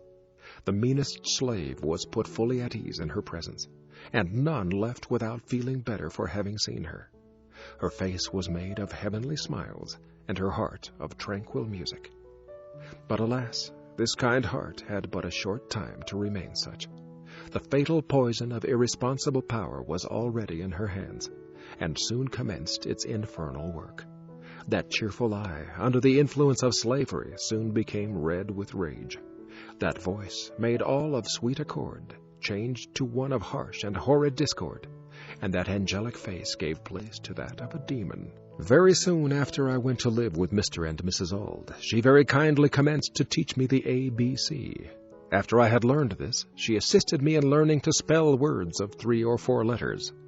Just at this point of my progress, Mr. Auld found out what was going on, and at once forbade Mrs. Auld to instruct me further, telling her, among other things, that it was unlawful as well as unsafe to teach a slave to read. To use his own words, further, he said, "If you give a nigger an inch, he will take an ell. A nigger should know nothing but to obey his master, to do as he is told to do. Learning will spoil the best nigger in the world. Now," he said, "if you teach that nigger," speaking of myself, "how to read, there would be no keeping him. It would forever unfit him to be a slave. He would at once become unmanageable and of no value to his master. As to himself, it could do him no good, but a great deal of harm. It would make him discontented and unhappy." These words sank deep into my heart, stirred up sentiments within that lay slumbering, and called into existence an entirely new train of thought. It was a new and special revelation, explaining dark and mysterious things, with which my youthful understanding had struggled, but struggled in vain. I now understood what had been to me a most perplexing difficulty, to wit, the white man's power to enslave the black man. It was a grand achievement, and I prized it highly. From that moment, I understood the pathway from slavery to freedom. It was just what I wanted, and I got it at a time when I the least expected it. Whilst I was saddened by the thought of losing the aid of my kind mistress, I was gladdened by the invaluable instruction which, by the merest accident, I had gained from my master. Though conscious of the difficulty of learning without a teacher, I set out with high hope and a fixed purpose, at whatever cost of trouble, to learn how to read. The very decided manner with which he spoke and strove to impress his wife with the evil consequences of giving me instruction served to convince me that he was deeply sensible of the truths he was uttering. It gave me the best assurance that I might rely with the utmost confidence on the results which he said would flow from teaching me to read. What he most dreaded, that I most desired. What he most loved, that I most hated. That which to him was a great evil, to be carefully shunned, was to me a great good, to be diligently sought. And the argument which he so warmly urged against my learning to read only served to inspire me with a desire and determination to learn. In learning to read, I owe almost as much to the bitter opposition of my master as to the kindly aid of my mistress. I acknowledge the benefit of both. I had resided but a short time in Baltimore before I observed a marked difference in the treatment of slaves from that which I had witnessed in the country. A city slave is almost a free man compared with the slave on the plantation. He is much better fed and clothed, and enjoys privileges altogether unknown to the slave on the plantation. There is a vestige of decency, a sense of shame, that does much to curb and check those outbreaks of atrocious cruelty so commonly enacted upon the plantation. He is a desperate slaveholder who will shock the humanity of his non-slave-holding neighbors with the cries of his lacerated slave. Few are willing to incur the odium attached to the reputation of being a cruel master, and above all things they would not be known as not giving a slave enough to eat. Every city slaveholder is anxious to have it known of him that he feeds his slaves well, and it is due to them to say that most of them do give their slaves enough to eat. There are, however, some painful exceptions to this rule. Directly opposite to us, on Philpott Street, lived Mr. Thomas Hamilton. He owned 2 slaves. Their names were Henrietta and Mary. Henrietta was about 22 years of age, Mary was about 14. And of all the mangled and emaciated creatures I ever looked upon, these 2 were the most so. His heart must be harder than stone, that could look upon those unmoved. The head, neck, and shoulders of Mary were literally cut to pieces. I have frequently felt her head and found it nearly covered with festering sores caused by the lash of her cruel mistress. I do not know that her master ever whipped her, but I have been an eyewitness to the cruelty of Mrs. Hamilton. I used to be in Mr. Hamilton's house nearly every day. Mrs. Hamilton used to sit in a large chair in the middle of the room, with a heavy cowskin always by her side, and scarce an hour passed during the day but was marked by the blood of one of these slaves. The girl seldom passed her without her saying, "Move faster, you black gip," at the same time giving them a blow with the cowskin over the head and shoulders, often drawing the blood. She would then say, "Take that, you black gip," continuing, "If you don't move faster, I'll move you." Added to the cruel lashings to which these slaves were subjected, they were kept nearly half-starved. They seldom knew what it was to eat a full meal. I have seen Mary contending with the pigs for the offal thrown into the street. So much was Mary kicked and cut to pieces that she was oftener called Pecked than by her name. Chapter 7. I lived in Master Hugh's family about 7 years. During this time, I succeeded in learning to read and write. In accomplishing this, I was compelled to resort to various stratagems. I had no regular teacher. My mistress, who had kindly commenced to instruct me, had, in compliance with the advice and direction of her husband, not only ceased to instruct, but had set her face against my being instructed by anyone else. It is due, however, to my mistress to say of her that she did not adopt this course of treatment immediately. She at first lacked the depravity indispensable to shutting me up in mental darkness. It was at least necessary for her to have some training in the exercise of irresponsible power, to make her equal to the task of treating me as though I were a brute. My mistress was, as I have said, a kind and tender-hearted woman, and in the simplicity of her soul she commenced, when I first went to live with her, to treat me as she supposed one human being ought to treat another. In entering upon the duties of a slaveholder, she did not seem to perceive that I sustained to her the relationship of a mere chattel, and that for her to treat me as a human being was not only wrong, but dangerously so. Slavery proved as injurious to her as it did to me. When I went there, she was a pious, warm, and tender-hearted woman. There was no sorrow or suffering for which she had not a tear. She had bread for the hungry, clothes for the naked, and comfort for every mourner that came within her reach. Slavery soon proved its ability to divest her of these heavenly qualities. Under its influence, the tender heart became stone, and the lamb-like dispositions gave way to one of tiger-like fierceness. The first step in her downward course was in her ceasing to instruct me. She now commenced to practice her husband's precepts. She finally became even more violent in her opposition than her husband himself. She was not satisfied with simply doing as well as he had commanded. She seemed anxious to do better. Nothing seemed to make her more angry than to see me with a newspaper. She seemed to think that here lay the danger. I have had her rush at me with a face made all up of fury and snatch from me a newspaper in a manner that fully revealed her apprehension. She was an apt woman, and a little experience soon demonstrated to her satisfaction that education and slavery were incompatible with each other. From this time I was most narrowly watched. If I was in a separate room any considerable length of time, I was sure to be suspected of having a book, and was at once called to give an account of myself. All this, however, was too late. The first step had been taken. Mistress, in teaching me the alphabet, had given me the inch, and no precaution could prevent me from taking the L.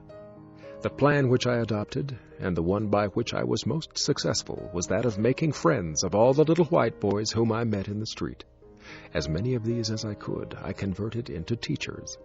With their kindly aid, obtained at different times and in different places, I finally succeeded in learning to read.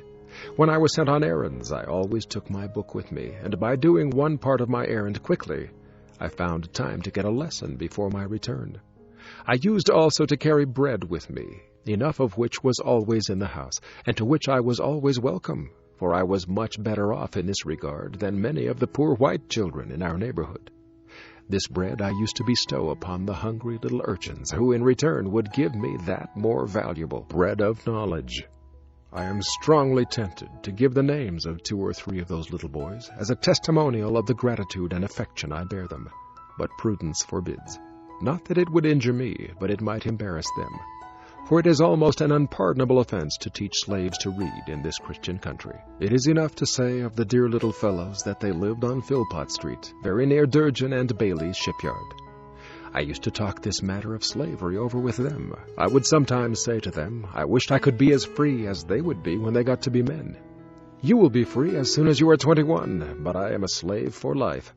Have not I as good a right to be free as you have? These words used to trouble them. They would express for me the liveliest sympathy, and console me with the hope that something would occur by which I might be free. I was now about 12 years old, and the thought of being a slave for life began to bear heavily upon my heart. Just about this time, I got hold of a book entitled The Columbian Orator. Every opportunity I got, I used to read this book. Among much of other interesting matter, I found in it a dialogue between a master and his slave. The slave was represented as having run away from his master 3 times. The dialogue represented the conversation which took place between them when the slave was retaken the 3rd time. In this dialogue, the whole argument in behalf of slavery was brought forward by the master, all of which was disposed of by the slave. The slave was made to say some very smart as well as impressive things in reply to his master, things which had the desired though unexpected effect. For the conversation resulted in the voluntary emancipation of the slave on the part of the master. In the same book, I met with one of Sheridan's mighty speeches on and in behalf of Catholic emancipation. These were choice documents to me. I read them over and over again with unabated interest. They gave tongue to interesting thoughts of my own soul, which had frequently flashed through my mind and died away for want of utterance. The moral which I gained from the dialogue was the power of truth over the conscience of even a slaveholder. What I got from Sheridan was a bold denunciation of slavery and a powerful vindication of human rights. The reading of these documents enabled me to utter my thoughts and to meet the arguments brought forward to sustain slavery. But while they relieved me of one difficulty, they brought on another even more painful than the one of which I was relieved. The more I read, the more I was led to abhor and detest my enslavers. I could regard them in no other light than a band of successful robbers who had left their homes and gone to Africa and stolen us from our homes, and in a strange land reduced us to slavery. I loathed them as being the meanest as well as the most wicked of men. As I read and contemplated the subject, behold, that very discontentment which Master Hugh had predicted would follow my learning to read had already come, to torment and sting my soul to unutterable anguish. As I writhed under it, I would at times feel that learning to read had been a curse rather than a blessing. It had given me a view of my wretched condition without the remedy. It opened my eyes to the horrible pit, but to no ladder upon which to get out. In moments of agony, I envied my fellow slaves for their stupidity. I have often wished myself a beast. I preferred the condition of the meanest reptile to my own. Anything, no matter what, to get rid of thinking. It was this everlasting thinking of my condition that tormented me. There was no getting rid of it. It was pressed upon me by every object within sight or hearing, animate or inanimate. The silver trump of freedom had roused my soul to eternal wakefulness. Freedom now appeared, to disappear no more forever. It was heard in every sound and seen in everything. It was ever present to torment me with a sense of my wretched condition. I saw nothing without seeing it. I heard nothing without hearing it, and felt nothing without feeling it. It looked from every star, it smiled in every calm, breathed in every wind, and moved in every storm. I often found myself regretting my own existence and wishing myself dead. And but for the hope of being free, I have no doubt but that I should have killed myself, or done something for which I should have been killed. While in this state of mind, I was eager to hear anyone speak of slavery. I was a ready listener. Every little while I could hear something about the abolitionists. It was some time before I found what the word meant. It was always used in such connections as to make it an interesting word to me. If a slave ran away and succeeded in getting clear, or if a slave killed his master, set fire to a barn, or did anything very wrong in the mind of a slaveholder, it was spoken of as the fruit of abolition. Hearing the word in this connection very often, I set about learning what it meant. The dictionary afforded me little or no help. I found it was the act of abolishing, but then I did not know what was to be abolished. Here I was perplexed. I did not dare to ask anyone about its meaning, for I was satisfied that it was something they wanted me to know very little about.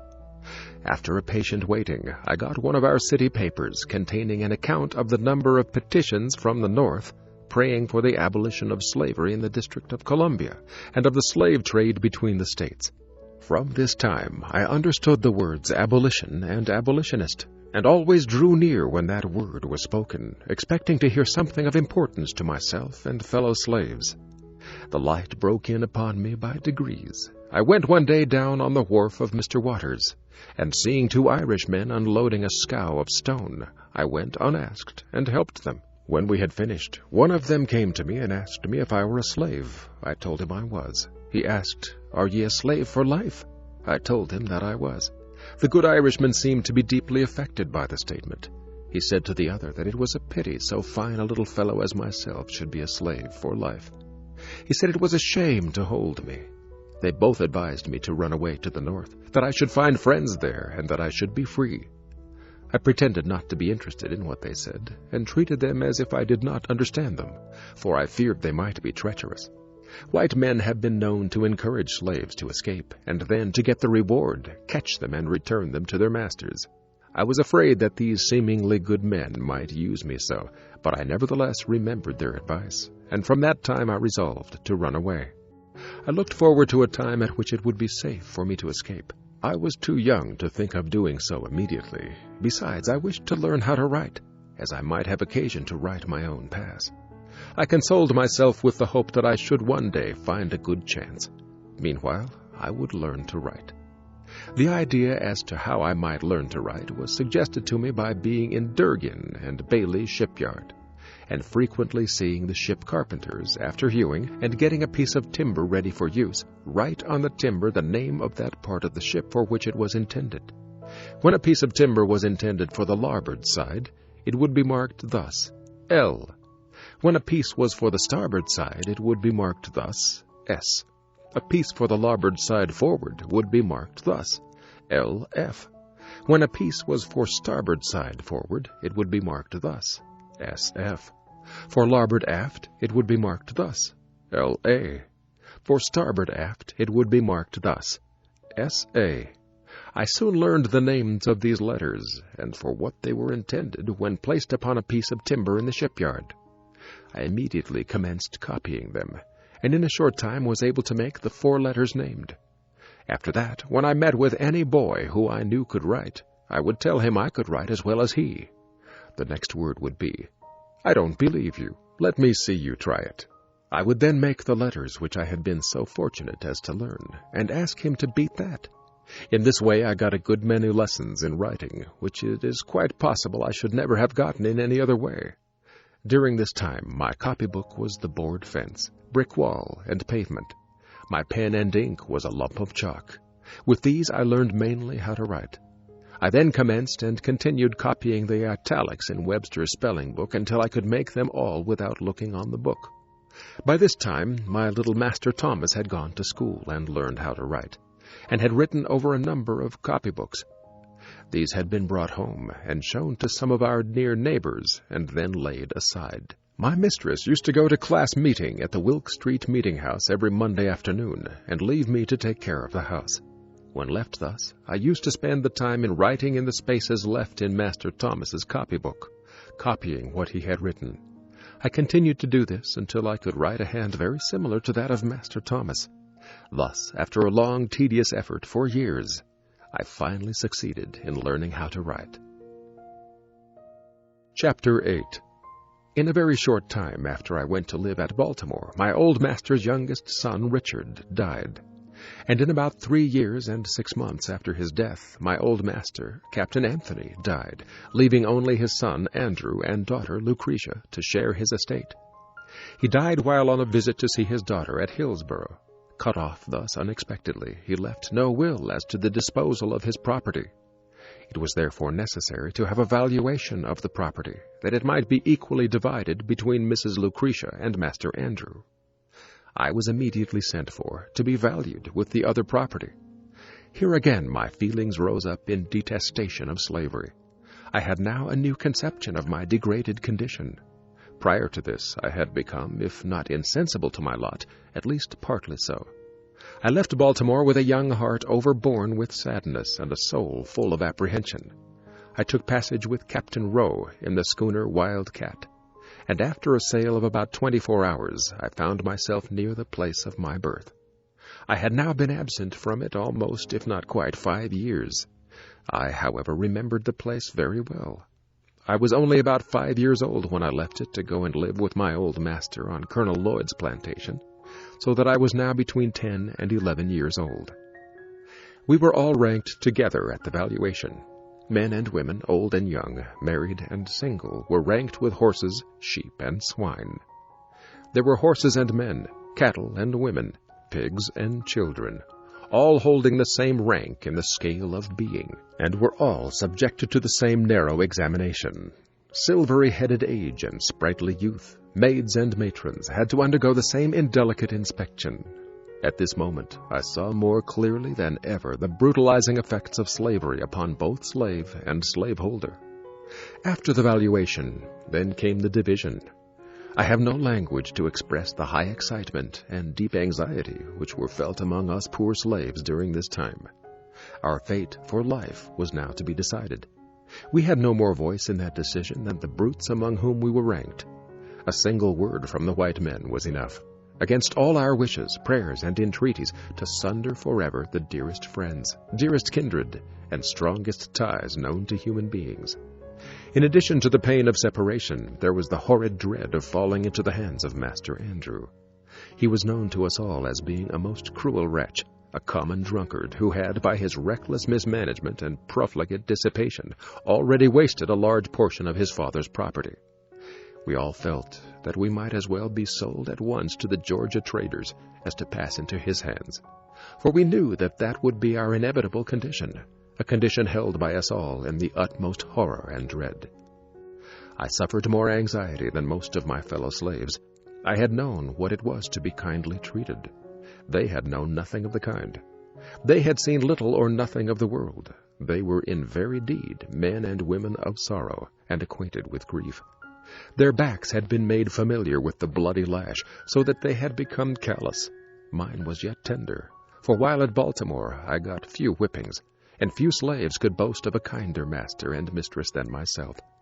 And the thought of passing out of their hands into those of Master Andrew, a man who but a few days before, to give me a sample of his bloody disposition, took my little brother by the throat, threw him on the ground, and with the heel of his boot stamped upon his head till the blood gushed from his nose and ears, was well calculated to make me anxious as to my fate. After he had committed this savage outrage upon my brother, he turned to me and said that was the way he meant to serve me one of these days, meaning, I suppose, when I came into his possession. Thanks to a kind providence, I fell to the portion of Mrs. Lucretia, and was sent immediately back to Baltimore to live again in the family of Master Hugh. Their joy at my return equaled their sorrow at my departure. It was a glad day to me. I had escaped a worse than lion's jaws. I was absent from Baltimore for the purpose of valuation and division, just about 1 month, and it seemed to have been 6. Very soon after my return to Baltimore, my mistress Lucretia died, leaving her husband and 1 child, Amanda. And in a very short time after her death, Master Andrew died. Now all the property of my old master, slaves included, was in the hands of strangers who had had nothing to do with accumulating it. Not a slave was left free. All remained slaves, from the youngest to the oldest. If any one thing in my experience more than another served to deepen my conviction of the infernal character of slavery, and to fill me with unutterable loathing of slaveholders, it was their base ingratitude to my poor old grandmother. She had served my old master faithfully from youth to old age. She had been the source of all his wealth. She had peopled his plantation with slaves. She had become a great-grandmother in his service. She had rocked him in infancy, attended him in childhood, served him through life, and at his death wiped from his icy brow the cold death sweat and closed his eyes forever. She was nevertheless left a slave for life, a slave in the hands of strangers, and in their hands she saw her children, her grandchildren, and her great-grandchildren divided like so many sheep, without being gratified with the small privilege of a single word as to their or her own destiny. And to cap the climax of their base ingratitude and fiendish barbarity, my grandmother, who was now very old, having outlived my old master and all his children, having seen the beginning and end of all of them, and her present owners finding she was of but little value, her frame already racked with the pains of old age, and complete helplessness fast stealing over her once active limbs, they took her to the woods, built her a little hut, put up a little mud chimney, and then made her welcome to the privilege of supporting herself there in perfect loneliness, thus virtually turning her out to die. If my poor old grandmother now lives, she lives to suffer in utter loneliness. She lives to remember and mourn over the loss of children, the loss of grandchildren, and the loss of great-grandchildren. They are, in the language of the slave's poet, Whittier, gone, gone, sold and gone to the rice swamp, dank and lone, where the slave whip ceaseless swings, where the noisome insect stings, where the fever demon strews poison with the felling dews, where the sickly sunbeams glare through the hot and misty air. Gone, gone, sold and gone to the rice swamp dank and lone. From Virginia hills and waters, woe is me, my stolen daughters. The hearth is desolate. The children, the unconscious children who once sang and danced in her presence, are gone. She gropes her way in the darkness of age for a drink of water. Instead of the voices of her children, she hears by day the moans of the dove, and by night the screams of the hideous owl. All is gloom. The grave is at the door. And now, when weighed down by the pains and aches of old age, when the head inclines to the feet, when the beginning and ending of human existence meet, and helpless infancy and painful old age combine together, at this time, this most needful time, the time for the exercise of that tenderness and affection which children only can exercise toward a declining parent, my poor old grandmother, the devoted mother of 12 children, is left all alone in yonder little hut, before a few dim embers. She stands, she sits, she staggers, she falls, she groans, she dies, and there are none of her children or grandchildren present to wipe from her wrinkled brow the cold sweat of death, or to place beneath the sod her fallen remains. Will not a righteous God visit for these things? In about 2 months after the death of Mrs. Lucretia, Master Thomas married his second wife. Her name was Rowena Hamilton. She was the eldest daughter of Mr. William Hamilton. Master now lived in St. Michael's. Not long after his marriage, a misunderstanding took place between himself and Master Hugh, and as a means of punishing his brother, he took me from him to live with himself at St. Michael's. Here I underwent another most painful separation. It, however, was not so severe as the one I dreaded at the division of property, for during this interval a great change had taken place in Master Hugh and his once kind and affectionate wife. The influence of brandy upon him and of slavery upon her had effected a disastrous change in the characters of both, so that, as far as they were concerned, I thought I had little to lose by the change. But it was not to them that I was attached. It was to those little Baltimore boys that I felt the strongest attachment. I had received many good lessons from them, and was still receiving them, and the thought of leaving them was painful indeed. I was leaving, too, without the hope of ever being allowed to return. Master Thomas had said he would never let me return again. The barrier betwixt him and brother he considered impassable. I then had to regret that I did not at least make the attempt to carry out my resolution to run away, for the chances of success are tenfold greater from the city than from the country. I sailed from Baltimore for St. Michael's in the sloop Amanda, Captain Edward Dodson. On my passage, I paid particular attention to the direction which the steamboats took to go to Philadelphia. I found instead of going down on reaching North Point, they went up the bay in a northeasterly direction. I deemed this knowledge of the utmost importance. My determination to run away was again revived. I resolved to wait only so long as the offering of a favorable opportunity. When that came, I was determined to be off. Chapter 9. I have now reached a period of my life when I can give dates. I left Baltimore and went to live with Master Thomas Auld at St. Michael's in March 1832.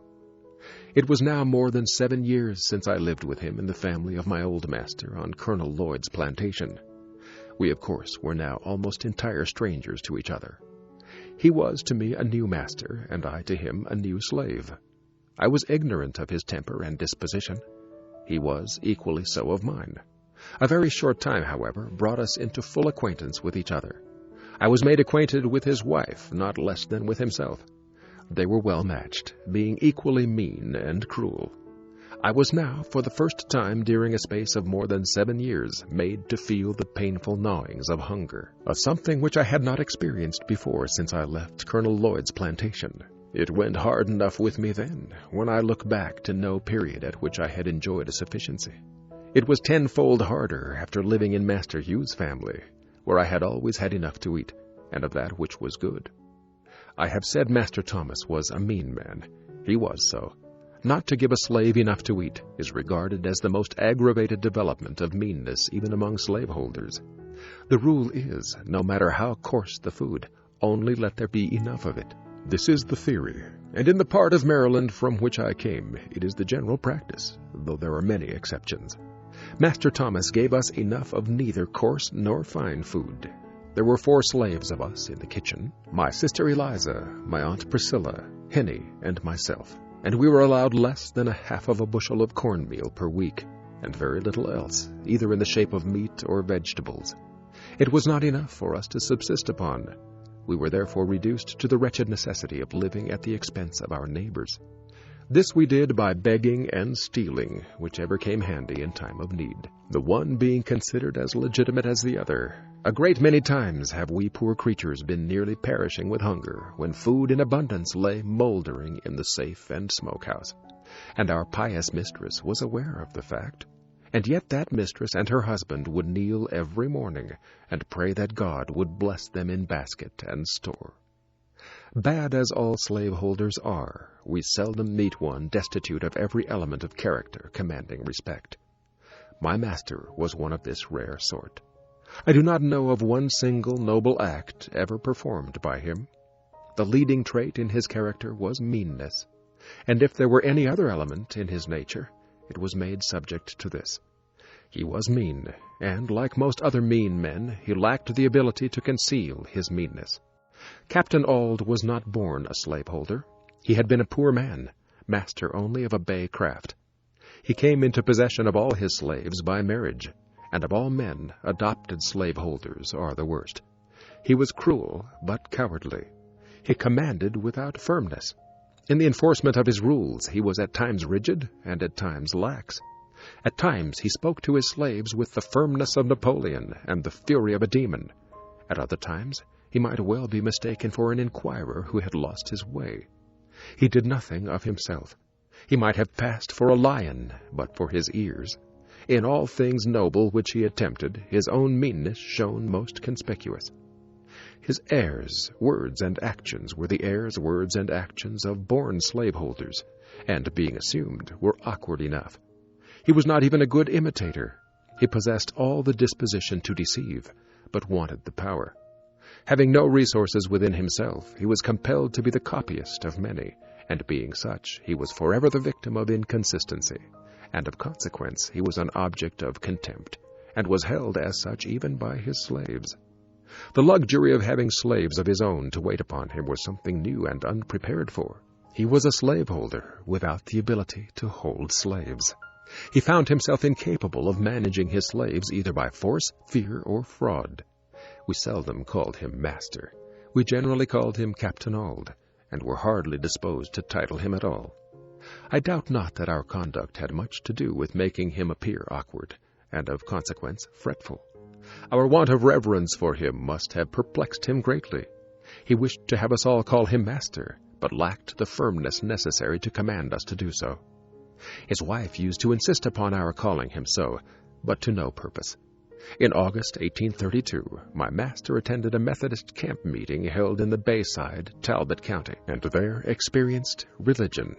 I indulged a faint hope that his conversion would lead him to emancipate his slaves, and that, if he did not do this, it would at any rate make him more kind and humane. I was disappointed in both these respects. It neither made him to be humane to his slaves nor to emancipate them. If it had any effect on his character, it made him more cruel and hateful in all his ways, for I believe him to have been a much worse man after his conversion than before. Prior to his conversion, he relied upon his own depravity to shield and sustain him in his savage barbarity. But after his conversion, he found religious sanction and support for his slave-holding cruelty. He made the greatest pretensions to piety. His house was the house of prayer. He prayed morning, noon, and night. He very soon distinguished himself among his brethren, and was soon made a class leader and exhorter. His activity in revivals was great, and he proved himself an instrument in the hands of the church in converting many souls. His house was the preacher's home. They used to take great pleasure in coming there to put up, for while he starved us, he stuffed them. We have had 3 or 4 preachers there at a time. The names of those who used to come most frequently while I lived there were Mr. Storks, Mr. Urey, Mr. Humphrey, and Mr. Hickey. I have also seen Mr. George Cookman at our house. We slaves loved Mr. Cookman. We believed him to be a good man. We thought him instrumental in getting Mr. Samuel Harrison, a very rich slaveholder, to emancipate his slaves, and by some means got the impression that he was laboring to effect the emancipation of all the slaves. When he was at our house, we were sure to be called in to prayers. When the others were there, we were sometimes called in and sometimes not. Mr. Cookman took more notice of us than either of the other ministers. He could not come among us without betraying his sympathy for us, and stupid as we were, we had the sagacity to see it. While I lived with my master in St. Michael's, there was a white young man, a Mr. Wilson, who proposed to keep a Sabbath school for the instruction of such slaves as might be disposed to learn to read the New Testament. We met but 3 times, when Mr. West and Mr. Fairbanks, both class leaders, with many others, came upon us with sticks and other missiles, drove us off, and forbade us to meet again. Thus ended our little Sabbath school in the pious town of St. Michael's. I have said my master found religious sanction for his cruelty. As an example, I will state one of many facts going to prove the charge. I have seen him tie up a lame young woman and whip her with a heavy cowskin upon her naked shoulders, causing the warm red blood to drip, and in justification of the bloody deed, he would quote this passage of Scripture: "He that knoweth his master's will and doeth it not shall be beaten with many stripes." Master would keep this lacerated young woman tied up in this horrid situation 4 or 5 hours at a time. I have known him to tie her up early in the morning and whip her before breakfast, leave her, go to his store, return at dinner and whip her again, cutting her in the places already made raw with his cruel lash. The secret of Master's cruelty toward Henny is found in the fact of her being almost helpless. When quite a child, she fell into the fire and burned herself horribly. Her hands were so burnt that she never got the use of them. She could do very little but bear heavy burdens. She was to Master a bill of expense, and as he was a mean man, she was a constant offense to him. He seemed desirous of getting the poor girl out of existence. He gave her away once to his sister, but being a poor gift, she was not disposed to keep her. Finally, my benevolent master, to use his own words, set her adrift to take care of herself. Here was a recently converted man, holding on upon the mother, and at the same time turning out her helpless child to starve and die. Master Thomas was one of the many pious slaveholders who hold slaves for the very charitable purpose of taking care of them. My master and myself had quite a number of differences. He found me unsuitable to his purpose. My city life, he said, had had a very pernicious effect upon me. It had almost ruined me for every good purpose and fitted me for everything which was bad. One of my greatest faults was that of letting his horse run away and go down to his father-in-law's farm, which was about 5 miles from St. Michael's. I would then have to go after it. My reason for this kind of carelessness, or carefulness, was that I could always get something to eat when I went there. Master William Hamilton, my master's father-in-law, always gave his slaves enough to eat. I never left there hungry, no matter how great the need of my speedy return. Master Thomas at length said he would stand it no longer. I had lived with him 9 months, during which time he had given me a number of severe whippings, all to no good purpose. He resolved to put me out, as he said, to be broken, and for this purpose he let me for 1 year to a man named Edward Covey. Mr. Covey was a poor man, a farm renter. He rented the place upon which he lived, as also the lands with which he tilled it. Mr. Covey had acquired a very high reputation for breaking young slaves, and this reputation was of immense value to him. It enabled him to get his farm tilled with much less expense to himself than he could have had it done without such a reputation. Some slaveholders thought it not much loss to allow Mr. Covey to have their slaves for 1 year, for the sake of the training to which they were subjected, without any other compensation. He could hire young help with great ease in consequence of this reputation. Added to the natural good qualities of Mr. Covey, he was a professor of religion, a pious soul, a member and a class leader in the Methodist Church. All of this added weight to his reputation as a nigger breaker. I was aware of all the facts, having been made acquainted with them by a young man who had lived there. I nevertheless made the change gladly, for I was sure of getting enough to eat, which is not the smallest consideration to a hungry man. Chapter 10. I left Master Thomas's house and went to live with Mr. Covey on the 1st of January, 1833. I was now, for the first time in my life, a field hand. In my new employment, I found myself even more awkward than a country boy appeared to be in a large city. I had been at my new home but 1 week before Mr. Covey gave me a very severe whipping, cutting my back, causing the blood to run, and raising ridges on my flesh as large as my little finger. The details of this affair are as follows. Mr. Covey sent me very early in the morning of one of our coldest days in the month of January to the woods to get a load of wood. He gave me a team of unbroken oxen. He told me which was the in-hand ox and which was the off-hand one. He then tied the end of a large rope around the horns of the in-hand ox and gave me the other end of it, and told me if the oxen started to run, that I must hold on upon the rope. I had never driven oxen before, and of course I was very awkward. I, however, succeeded in getting the edge of the woods with little difficulty, but I had got a few rods into the woods when the oxen took fright and started full tilt, carrying the cart against trees and over stumps in the most frightful manner. I expected every moment that my brains would be dashed out against the trees. After running thus for a considerable distance, they finally upset the cart, dashing it with great force against a tree, and threw themselves into a dense thicket. How I escaped death, I do not know. There I was, entirely alone, in a thick wood, in a place new to me. The cart was upset and shattered. My oxen were entangled among the young trees, and there was none to help me. After a long spell of effort, I succeeded in getting my cart righted, my oxen disentangled, and again yoked to the cart. I now proceeded with my team to the place where I had the day before been chopping wood, and loaded my cart pretty heavily, thinking in this way to tame my oxen. I then proceeded on my way home.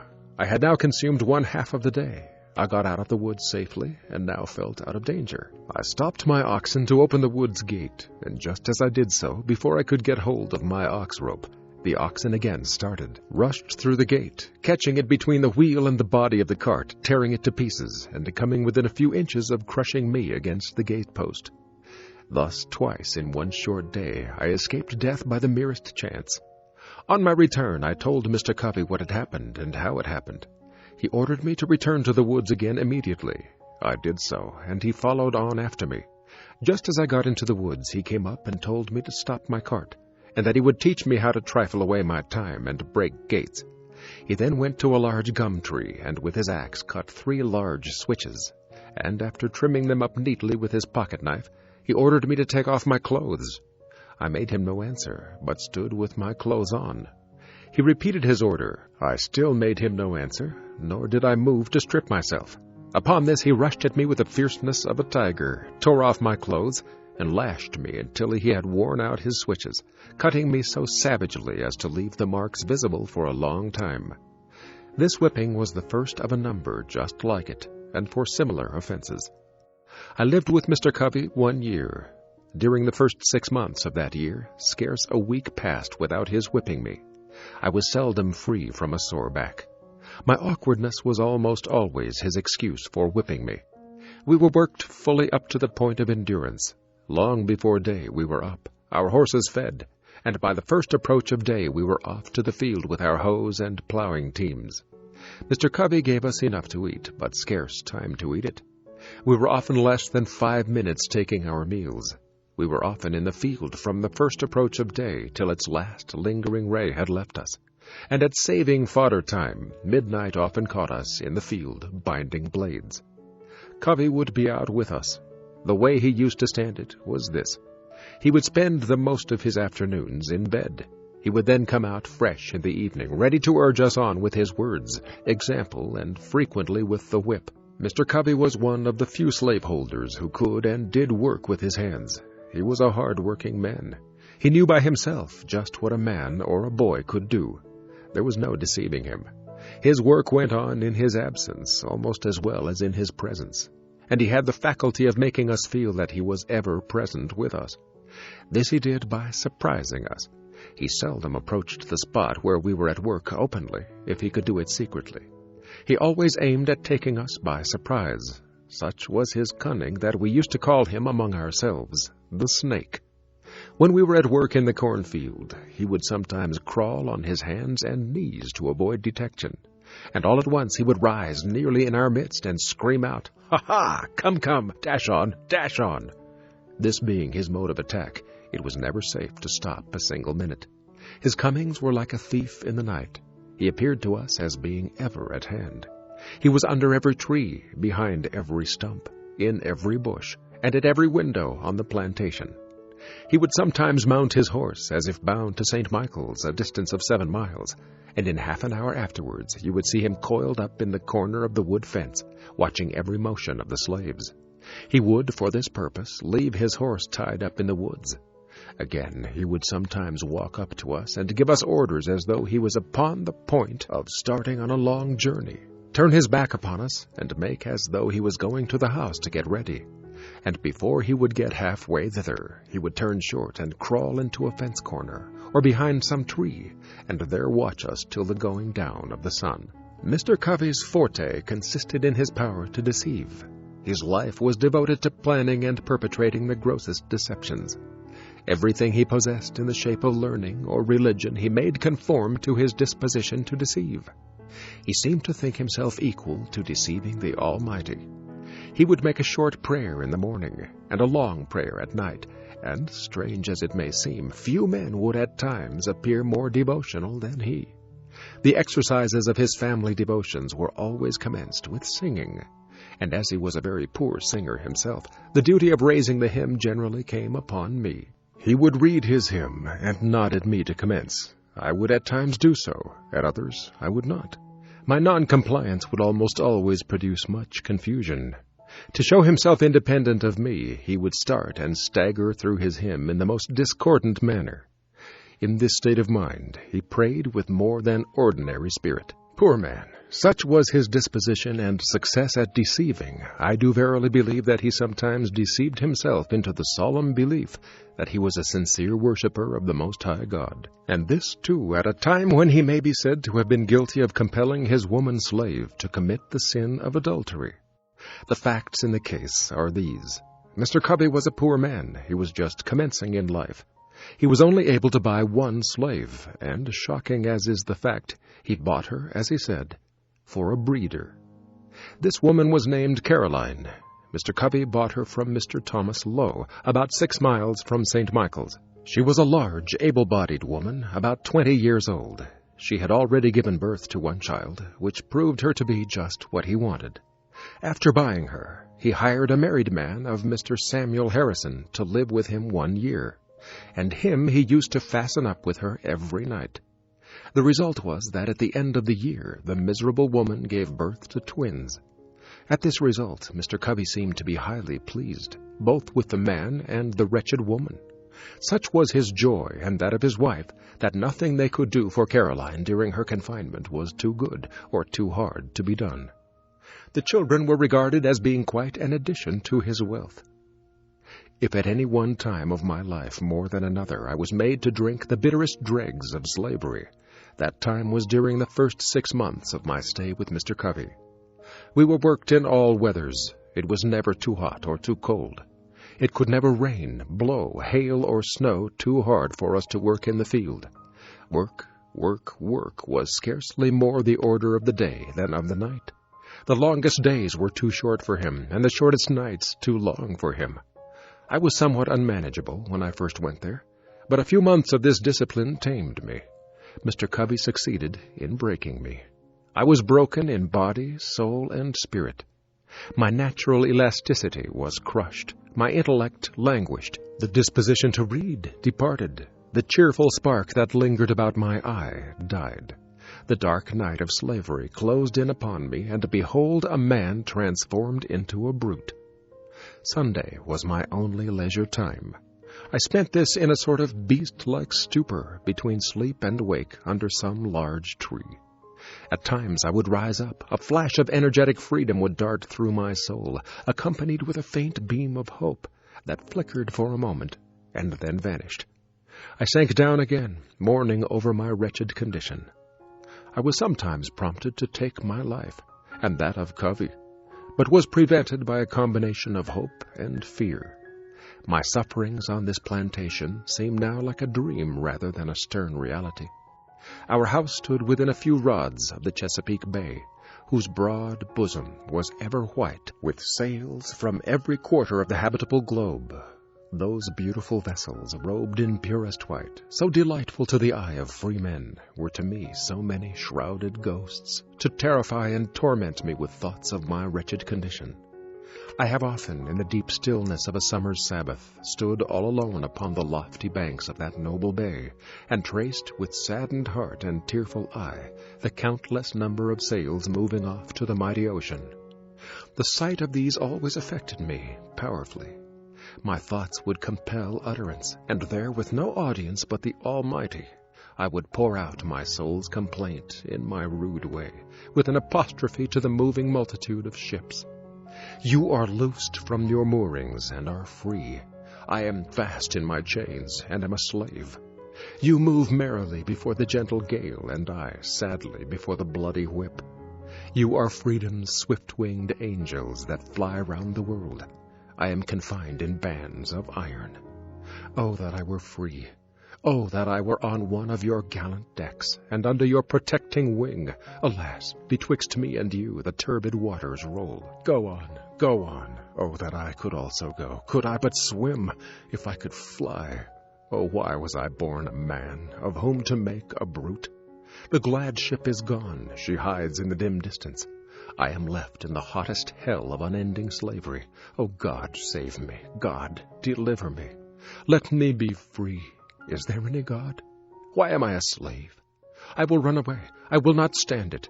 Get caught or get clear, I'll try it. I had as well die with ague as the fever. I have only one life to lose. I had as well be killed running as die standing. Only think of it. 100 miles straight north, and I am free. Try it. God helping me, I will. It cannot be that I shall live and die a slave. I will take the water. This very bay shall yet bear me into freedom. The steamboats steered in a northeast course from North Point. I will do the same, and when I get to the head of the bay I will turn my canoe adrift and walk straight through Delaware into Pennsylvania. When I get there, I shall not be required to have a pass.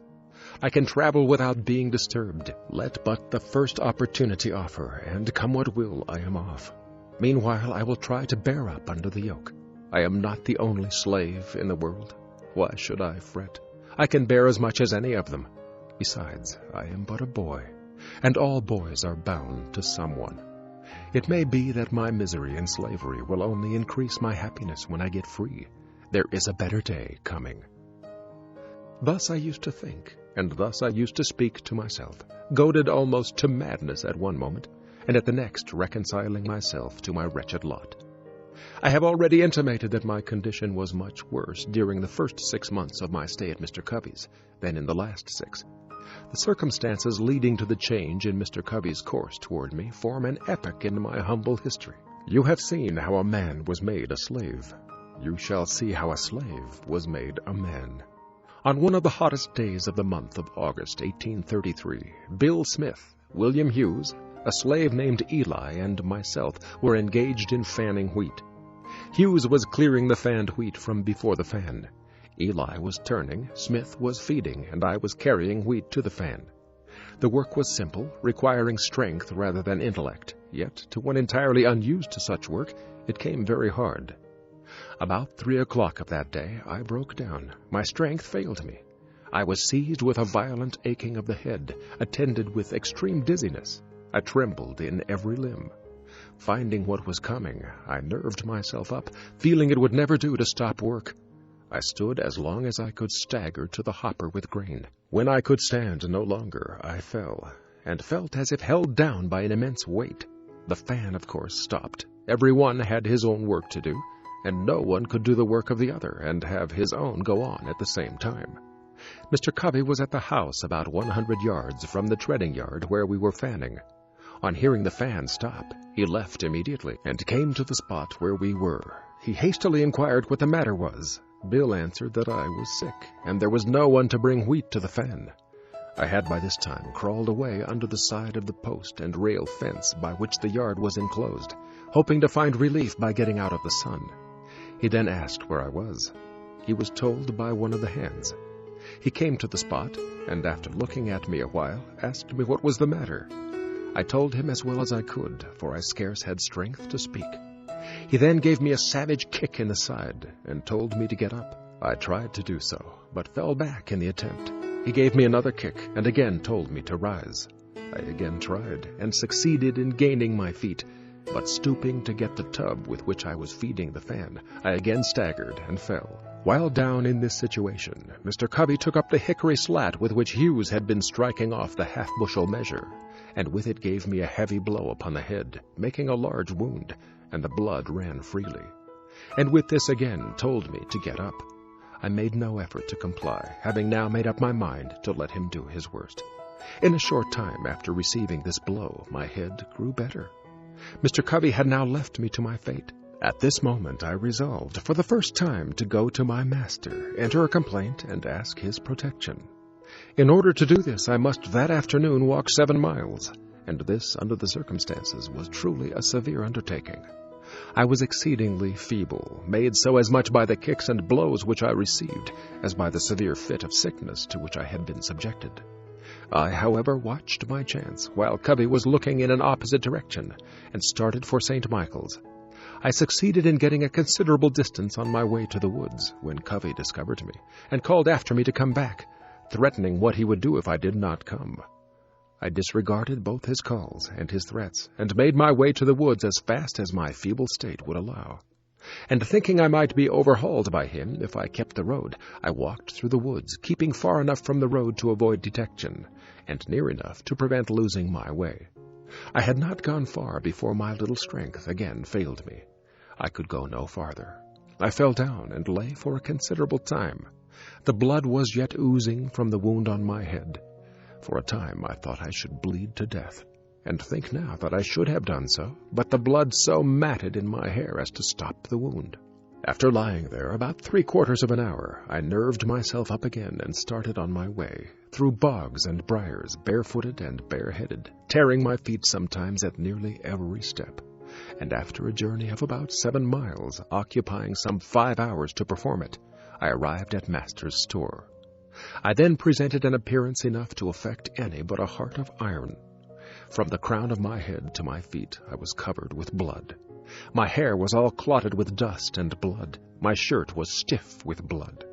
My legs and feet were torn in sundry places with briars and thorns, and were also covered with blood. I suppose I looked like a man who had escaped a den of wild beasts, and barely escaped them. In this state I appeared before my master, humbly entreating him to interpose his authority for my protection. I told him all the circumstances as well as I could, and it seemed as I spoke at times to affect him. He would then walk the floor, and seek to justify Covey by saying he expected I deserved it. He asked me what I wanted. I told him to let me get a new home, that as sure as I lived with Mr. Covey again, I should live with but to die with him, that Mr. Covey would surely kill me. he was in a fair way for me. Master Thomas ridiculed the idea that there was any danger of Mr. Covey's killing me, and said that he knew Mr. Covey, that he was a good man, and that he could not think of taking me from him. That, should he do so, he would lose the whole year's wages, that I belonged to Mr. Covey for 1 year, and that I must go back to him, come what might, and that I must not trouble him with any more stories, or that he would himself get hold of me. After threatening me thus, he gave me a very large dose of salts, telling me that I might remain in St. Michael's that night, it being quite late, but that I must be off back to Mr. Covey's early in the morning, and that if I did not, he would get hold of me, which meant that he would whip me. I remained all night, and according to his orders I started off to Covey's in the morning, Saturday morning, wearied in body and broken in spirit. I got no supper that night or breakfast that morning. I reached Covey's about 9 o'clock, and just as I was getting over the fence that divided Mrs. Kemp's fields from ours, out ran Covey with his cowskin to give me another whipping. Before he could reach me, I succeeded in getting to the cornfield, and as the corn was very high, it afforded me the means of hiding. He seemed very angry and searched for me a long time. My behavior was altogether unaccountable. He finally gave up the chase, thinking, I suppose, that I must come home for something to eat. He would give himself no further trouble in looking for me. I spent that day mostly in the woods, having the alternative before me to go home and be whipped to death, or stay in the woods and be starved to death. That night I fell in with Sandy Jenkins, a slave with whom I was somewhat acquainted. Sandy had a free wife who lived about 4 miles from Mr. Covey's, and it being Saturday, he was on his way to see her. I told him my circumstances, and he very kindly invited me to go home with him. I went home with him, and talked this whole matter over, and got his advice as to what course it was best for me to pursue. I found Sandy an old adviser. He told me with great solemnity I must go back to Covey, but that before I went, I must go with him into another part of the woods, where there was a certain root, which, if I would take some of it with me, carrying it always on my right side, would render it impossible for Mr. Covey or any other white man to whip me. He said he had carried it for years, and since he had done so, he had never received a blow, and never expected to while he carried it. I at first rejected the idea that the simple carrying of a root in my pocket would have any such effect as he had said, and was not disposed to take it. But Sandy impressed the necessity with much earnestness, telling me it could do no harm if it did no good. To please him, I at length took the root, and according to his direction carried it upon my right side. This was Sunday morning. I immediately started for home, and upon entering the yard gate, out came Mr. Covey on his way to meeting. He spoke to me very kindly, bade me drive the pigs from a lot nearby, and passed on towards the church. Now this singular conduct of Mr. Covey really made me begin to think that there was something in the root which Sandy had given me, and had it been on any other day than Sunday, I could have attributed the conduct to no other cause than the influence of that root. And as it was, I was half inclined to think the root to be something more than I at first had taken it to be. All went well till Monday morning. On this morning, the virtue of the root was fully tested. Long before daylight, I was called to go and rub, curry, and feed the horses. I obeyed, and was glad to obey, but whilst thus engaged, whilst in the act of throwing down some blades from the loft, Mr. Covey entered the stable with a long rope, and just as I was half out of the loft, he caught hold of my legs, and was about tying me. As soon as I found what he was up to, I gave a sudden spring, and as I did so, he holding my legs, I was brought sprawling on the stable floor. Mr. Covey seemed now to think he had me, and could do what he pleased. But at this moment, from whence came the spirit I don't know, I resolved to fight, and suiting my action to the resolution, I seized Covey hard by the throat. And as I did so, I rose. He held on to me, and I to him. My resistance was so entirely unexpected that Covey seemed taken all aback. He trembled like a leaf. This gave me assurance, and I held him uneasy, causing the blood to run where I touched him with the ends of my fingers. Mr. Covey soon called out to Hughes for help. Hughes came, and while Covey held me, attempted to tie my right hand. While he was in the act of doing so, I watched my chance, and gave him a heavy kick close under the ribs. This kick fairly sickened Hughes, so that he left me in the hands of Mr. Covey. This kick had the effect of not only weakening Hughes, but Covey also. When he saw Hughes bending over with pain, his courage quailed. He asked me if I meant to persist in my resistance. I told him I did, come what might.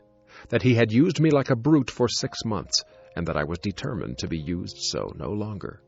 With that, he strove to drag me to a stick that was lying just out of the stable door. He meant to knock me down.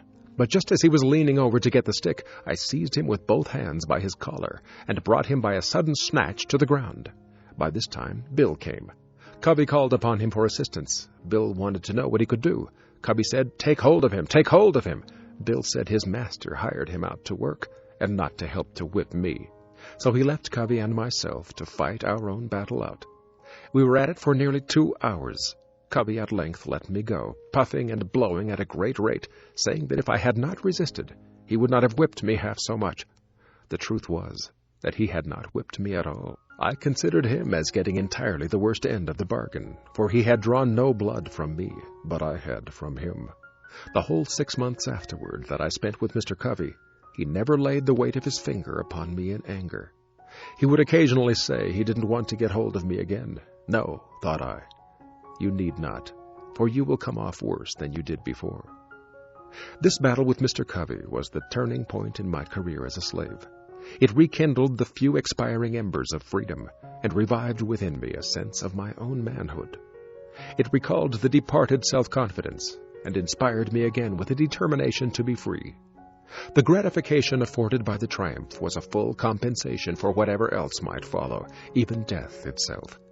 He only can understand the deep satisfaction which I experienced, who has himself repelled by force the bloody arm of slavery.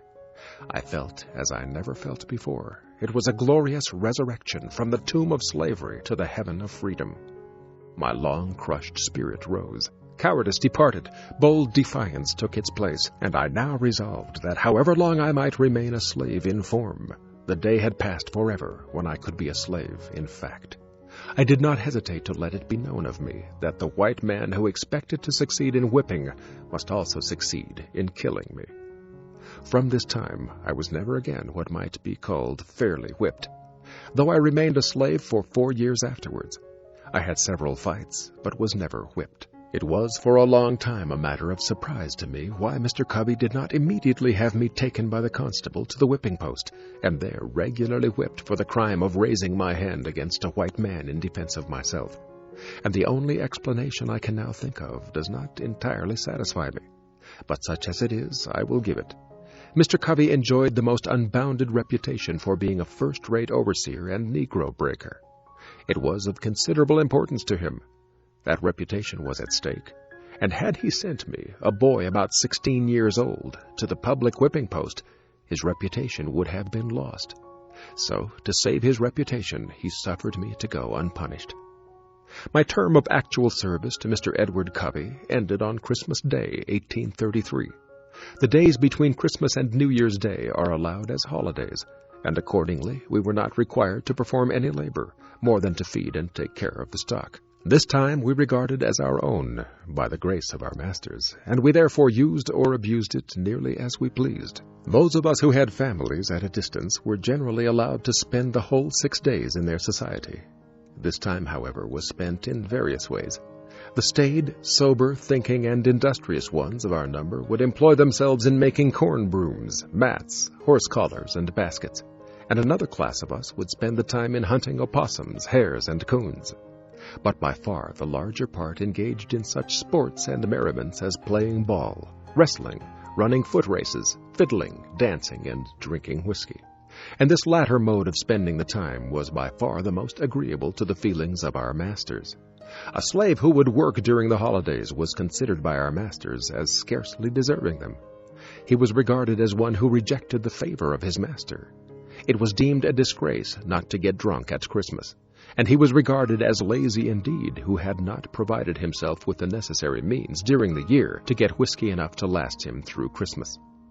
From what I know of the effect of these holidays upon the slave, I believe them to be among the most effective means in the hands of the slaveholder in keeping down the spirit of insurrection. Were the slaveholders at once to abandon this practice, I have not the slightest doubt it would lead to an immediate insurrection among the slaves. These holidays serve as conductors or safety valves to carry off the rebellious spirit of enslaved humanity. But for these, the slave would be forced up to the wildest desperation, and woe betide the slaveholder the day he ventures to remove or hinder the operation of those conductors. I warn him that in such an event a spirit will go forth in their midst more to be dreaded than the most appalling earthquake. The holidays are part and parcel of the gross fraud, wrong, and inhumanity of slavery. They are professedly a custom established by the benevolence of the slaveholders, but I undertake to say it is the result of selfishness, and one of the grossest frauds committed upon the downtrodden slave. They do not give the slaves this time because they would not like to have their work during its continuance, but because they know it would be unsafe to deprive them of it. This will be seen by the fact that the slaveholders like to have their slaves spend those days just in such a manner as to make them as glad of their ending as of their beginning. Their object seems to be to disgust the slaves with freedom, by plunging them into the lowest depths of dissipation. For instance, the slaveholders not only like to see the slave drink of his own accord, but will adopt various plans to make him drunk.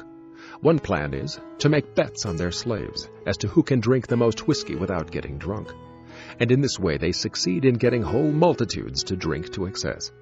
Thus, when the slave asks for virtuous freedom, the cunning slaveholder, knowing his ignorance, cheats him with a dose of vicious dissipation, artfully labeled with the name of liberty. The most of us used to drink it down, and the result was just what might be supposed. Many of us were led to think that there was little to choose between liberty and slavery. We felt, and very properly too, that we had almost as well be slaves to man as to rum. So when the holidays ended, we staggered up from the filth of our wallowing, took a long breath, and marched to the field, feeling upon the whole rather glad to do so, from what our master had deceived us into a belief was freedom, back to the arms of slavery.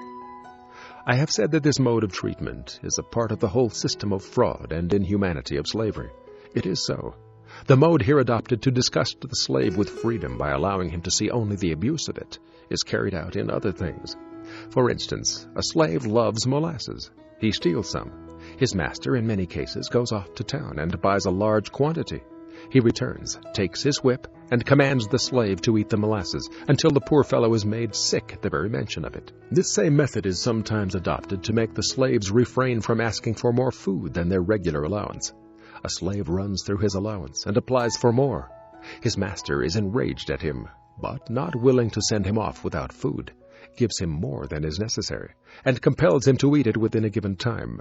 Then, if he complains that he cannot eat it, he is said to be satisfied, neither full nor fasting, and is whipped for being hard to please. I have an abundance of such illustrations of the same principle, drawn from my own observation, but think the cases I have cited sufficient.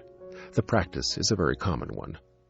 On the 1st of January, 1834, I left Mr. Covey and went to live with Mr. William Freeland, who lived about 3 miles from St. Michael's. I soon found Mr. Freeland a very different man from Mr. Covey. Though not rich, he was what would be called an educated Southern gentleman. Mr. Covey, as I have shown, was a well-trained Negro breaker and slave driver. The former, slaveholder though he was, seemed to possess some regard for honor, some reverence for justice, and some respect for humanity. The latter seemed totally insensible to all such sentiments. Mr. Freeland had many of the faults peculiar to slaveholders, such as being very passionate and fretful, but I must do him the justice to say that he was exceedingly free from those degrading vices to which Mr. Covey was constantly addicted. The one was open and frank, and we always knew where to find him. The other was a most artful deceiver, and could be understood only by such as were skillful enough to detect his cunningly devised frauds. Another advantage I gained in my new master was he made no pretensions to or profession of religion, and this, in my opinion, was truly a great advantage.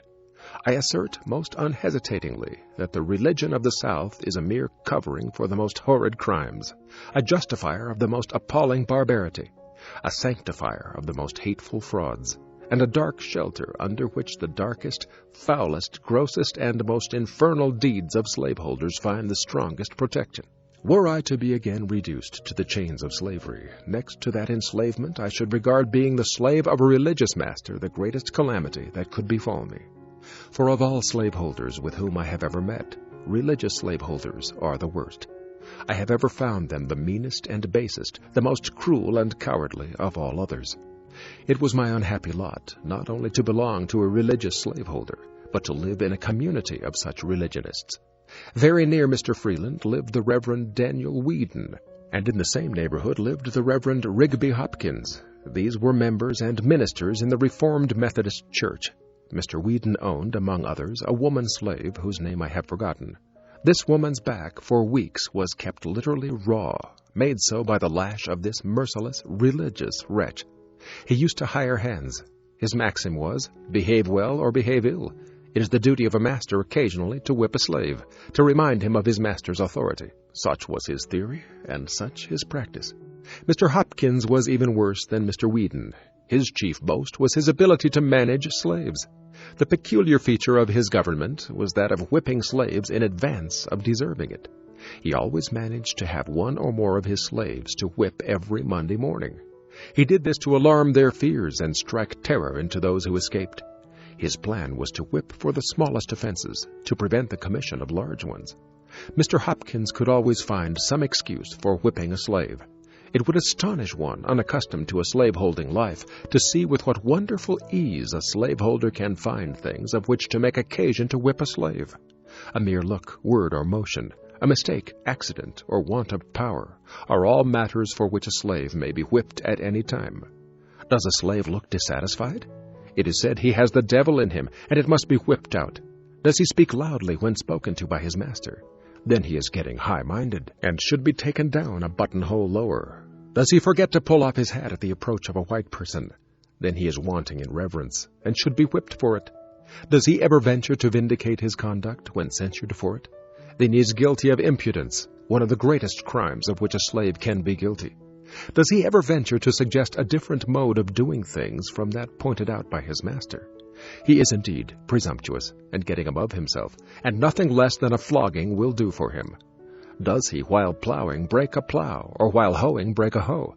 It is owing to his carelessness, and for it a slave must always be whipped. Mr. Hopkins could always find something of this sort to justify the use of the lash, and he seldom failed to embrace such opportunities. There was not a man in the whole county with whom the slaves who had the getting of their own home would not prefer to live, rather than with this Reverend Mr. Hopkins. And yet there was not a man anywhere round who made higher professions of religion, or was more active in revivals, more attentive to the class, love feast, prayer, and preaching meetings, or more devotional in his family, that prayed earlier, later, louder, and longer than this same Reverend slave-driver, Rigby Hopkins. But to return to Mr. Freeland, and to my experience while in his employment, he, like Mr. Covey, gave us enough to eat. But unlike Mr. Covey, he also gave us sufficient time to take our meals. He worked us hard, but always between sunrise and sunset. He required a good deal of work to be done, but gave us good tools with which to work. His farm was large, but he employed hands enough to work it, and with ease compared with many of his neighbors. My treatment while in his employment was heavenly, compared with what I experienced at the hands of Mr. Edward Covey. Mr. Freeland was himself the owner of but 2 slaves. Their names were Henry Harris and John Harris. The rest of his hands he hired. These consisted of myself, Sandy Jenkins, and Handy Caldwell. Sandy Jenkins is the same man who gave me the roots to prevent my being whipped by Mr. Covey. He was a clever soul. We used frequently to talk about the fight with Covey, and as often as we did so, he would claim my success as the result of the roots which he gave me. This superstition is very common among the more ignorant slaves. A slave seldom dies, but that his death is attributed to trickery. Henry and John were quite intelligent, and in a very little while after I went there, I succeeded in creating in them a strong desire to learn how to read. This desire soon sprang up in the others also. They very soon mustered up some old spelling books, and nothing would do but that I must keep a Sabbath school. I agreed to do so, and accordingly devoted my Sundays to teaching these my loved fellow slaves how to read. Neither of them knew his letters when I went there. Some of the slaves of the neighboring farms found what was going on, and also availed themselves of this little opportunity to learn to read. It was understood among all who came that there must be as little display about it as possible. It was necessary to keep our religious masters at St. Michael's unacquainted with the fact that instead of spending the Sabbath in wrestling, boxing, and drinking whiskey, we were trying to learn to read the will of God. for they had much rather see us engaged in those degrading sports than to see us behaving like intellectual, moral, and accountable beings. My blood boils as I think of the bloody manner in which Messrs. Wright Fairbanks and Garrison West, both class leaders, in connection with many others, rushed in upon us with sticks and stones and broke up our virtuous little Sabbath school at St. Michael's, all calling themselves Christians, humble followers of the Lord Jesus Christ. But I am again digressing. I held my Sabbath school at the house of a free colored man, whose name I deem it imprudent to mention, for though it be known, it might embarrass him greatly, though the crime of holding a school was committed 10 years ago. I had at one time over 40 scholars, and those of the right sort, ardently desiring to learn. They were of all ages, though mostly men and women. I look back to those Sundays with an amount of pleasure not to be expressed. They were great days to my soul. The work of instructing my dear fellow slaves was the sweetest engagement with which I was ever blessed. We loved each other, and to leave them at the close of the Sabbath was a severe cross indeed. When I think that these precious souls are today shut up in the prison house of slavery, my feelings overcome me, and I am almost ready to ask, does a righteous God govern the universe? And for what does he hold the thunders in his right hand, if not to smite the oppressor, and deliver the spoiled out of the hand of the spoiler? These dear souls came not to Sabbath school because it was popular to do so, nor did I teach them because it was reputable to be thus engaged. Every moment they spent in that school, they were liable to be taken up and given 39 lashes. They came because they wished to learn. Their minds had been starved by their cruel masters. They had been shut up in mental darkness. I taught them because it was the delight of my soul to be doing something that looked like bettering the condition of my race. I kept up my school nearly the whole year I lived with Mr. Freeland, and besides my Sabbath school, I devoted 3 evenings in the week during the winter to teaching the slaves at home. And I have the happiness to know that several of those who came to Sabbath school learned how to read, and that one, at least, is now free through my agency. The year passed off smoothly. It seemed only about half as long as the year which preceded it. I went through it without receiving a single blow. I will give Mr. Freeland the credit of being the best master I ever had, till I became my own master. For the ease with which I passed that year, I was, however, somewhat indebted to the society of my fellow slaves. They were noble souls. They not only possessed loving hearts, but brave ones. We were linked and interlinked with each other. I loved them with a love stronger than anything I have experienced since. It is sometimes said that we slaves do not love and confide in each other. In answer to this assertion, I can say I never loved any or confided in any people more than my fellow slaves, and especially those with whom I lived at Mr. Freeland's. I believe we would have died for each other. We never undertook to do anything of any importance without a mutual consultation. We never moved separately. We were one, and as much so by our tempers and dispositions as by the mutual hardships to which we were necessarily subjected by our condition as slaves. At the close of the year 1834, Mr. Freeland again hired me of my master for the year 1835, but by this time I began to want to live upon free land as well as with free land, and I was no longer content, therefore, to live with him or any other slaveholder. I began, with the commencement of the year, to prepare myself for a final struggle, which should decide my fate one way or the other. My tendency was upward. I was fast approaching manhood, and year after year had passed, and I was still a slave. These thoughts roused me. I must do something. I therefore resolved that 1835 should not pass without witnessing an attempt on my part to secure my liberty. But I was not willing to cherish this determination alone. My fellow slaves were dear to me. I was anxious to have them participate with me in this, my life-giving determination. I, therefore, though with great prudence, commenced early to ascertain their views and feelings in regard to their condition, and to imbue their minds with thoughts of freedom. I bent myself to devising ways and means of our escape, and meanwhile strove, on all fitting occasions, to impress them with the gross fraud and inhumanity of slavery. I went first to Henry, next to John, then to the others. I found in them all warm hearts and noble spirits. They were ready to hear and ready to act when a feasible plan should be proposed. This was what I wanted. I talked to them of our want of manhood if we submitted to our enslavement without at least one noble effort to be free. We met often and consulted frequently, and told our hopes and fears, recounted the difficulties, real and imagined, which we should be called on to meet. At times we were almost disposed to give up and try to content ourselves with our wretched lot. At others we were firm and unbending in our determination to go. Whenever we suggested any plan, there was shrinking. The odds were fearful. Our path was beset with the greatest obstacles, and if we succeeded in gaining the end of it, our right to be free was yet questionable. We were yet liable to be returned to bondage. We could see no spot this side of the ocean where we could be free. We knew nothing about Canada.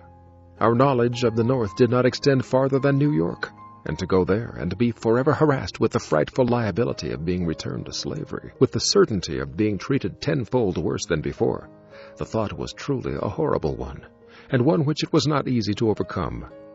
The case sometimes stood thus. At every gate through which we were to pass we saw a watchman, at every ferry a guard, on every bridge a sentinel, and in every wood a patrol. We were hemmed in upon every side. Here were the difficulties, real or imagined, the good to be sought and the evil to be shunned. On the one hand there stood slavery, a stern reality, glaring frightfully upon us, its robes already crimsoned with the blood of millions, and even now feasting itself greedily upon our own flesh. On the other hand, away back in the dim distance, under the flickering light of the North Star, behind some craggy hill or snow-covered mountain, stood a doubtful freedom, half-frozen, beckoning us to come and share its hospitality.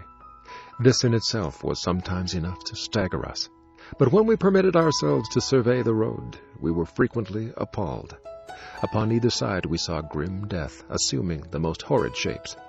Now it was starvation, causing us to eat our own flesh. Now we were contending with the waves and were drowned. Now we were overtaken and torn to pieces by the fangs of the terrible bloodhound. We were stung by scorpions, chased by wild beasts, bitten by snakes, and finally, after having nearly reached the desired spot, after swimming rivers, encountering wild beasts, sleeping in the woods, suffering hunger and nakedness, we were overtaken by our pursuers, and in our resistance we were shot dead upon the spot. I say, this picture sometimes appalled us, and made us rather bear those ills we had than fly to others that we knew not of. In coming to a fixed determination to run away, we did more than Patrick Henry when he resolved upon liberty or death. With us it was a doubtful liberty at most, and almost certain death if we failed. For my part, I should prefer death to hopeless bondage. Sandy, one of our number, gave up the notion, but still encouraged us. Our company then consisted of Henry Harris, John Harris, Henry Bailey, Charles Roberts, and myself. Henry Bailey was my uncle and belonged to my master. Charles married my aunt. He belonged to my master's father-in-law, Mr. William Hamilton. The plan we finally concluded upon was to get a large canoe belonging to Mr. Hamilton, and upon the Saturday night previous to Easter holidays, paddle directly up the Chesapeake Bay. On our arrival at the head of the bay, a distance of 70 or 80 miles from where we lived, it was our purpose to turn our canoe adrift and follow the guidance of the North Star till we got beyond the limits of Maryland. Our reason for taking the water route was that we were less liable to be suspected as runaways. We hoped to be regarded as fishermen, whereas if we should take the land route, we should be subjected to interruptions of almost every kind. Anyone having a white face and being so disposed could stop us and subject us to examination. The week before our intended start, I wrote several protections, one for each of us. As well as I can remember, they were in the following words, to wit, "This is to certify that I, the undersigned, have given the bearer, my servant, full liberty to go to Baltimore and spend the Easter holidays. Written with mine own hand, etc., 1835. William Hamilton, near St. Michael's in Talbot County, Maryland." We were not going to Baltimore, but in going up the bay we went toward Baltimore, and these protections were only intended to protect us while on the bay. As the time drew near for our departure, our anxiety became more and more intense. It was truly a matter of life and death with us. The strength of our determination was about to be fully tested. At this time I was very active in explaining every difficulty, removing every doubt, dispelling every fear, and inspiring all with the firmness indispensable to success in our undertaking, assuring them that half was gained the instant we made the move. We had talked long enough. We were now ready to move. If not now, we never should be.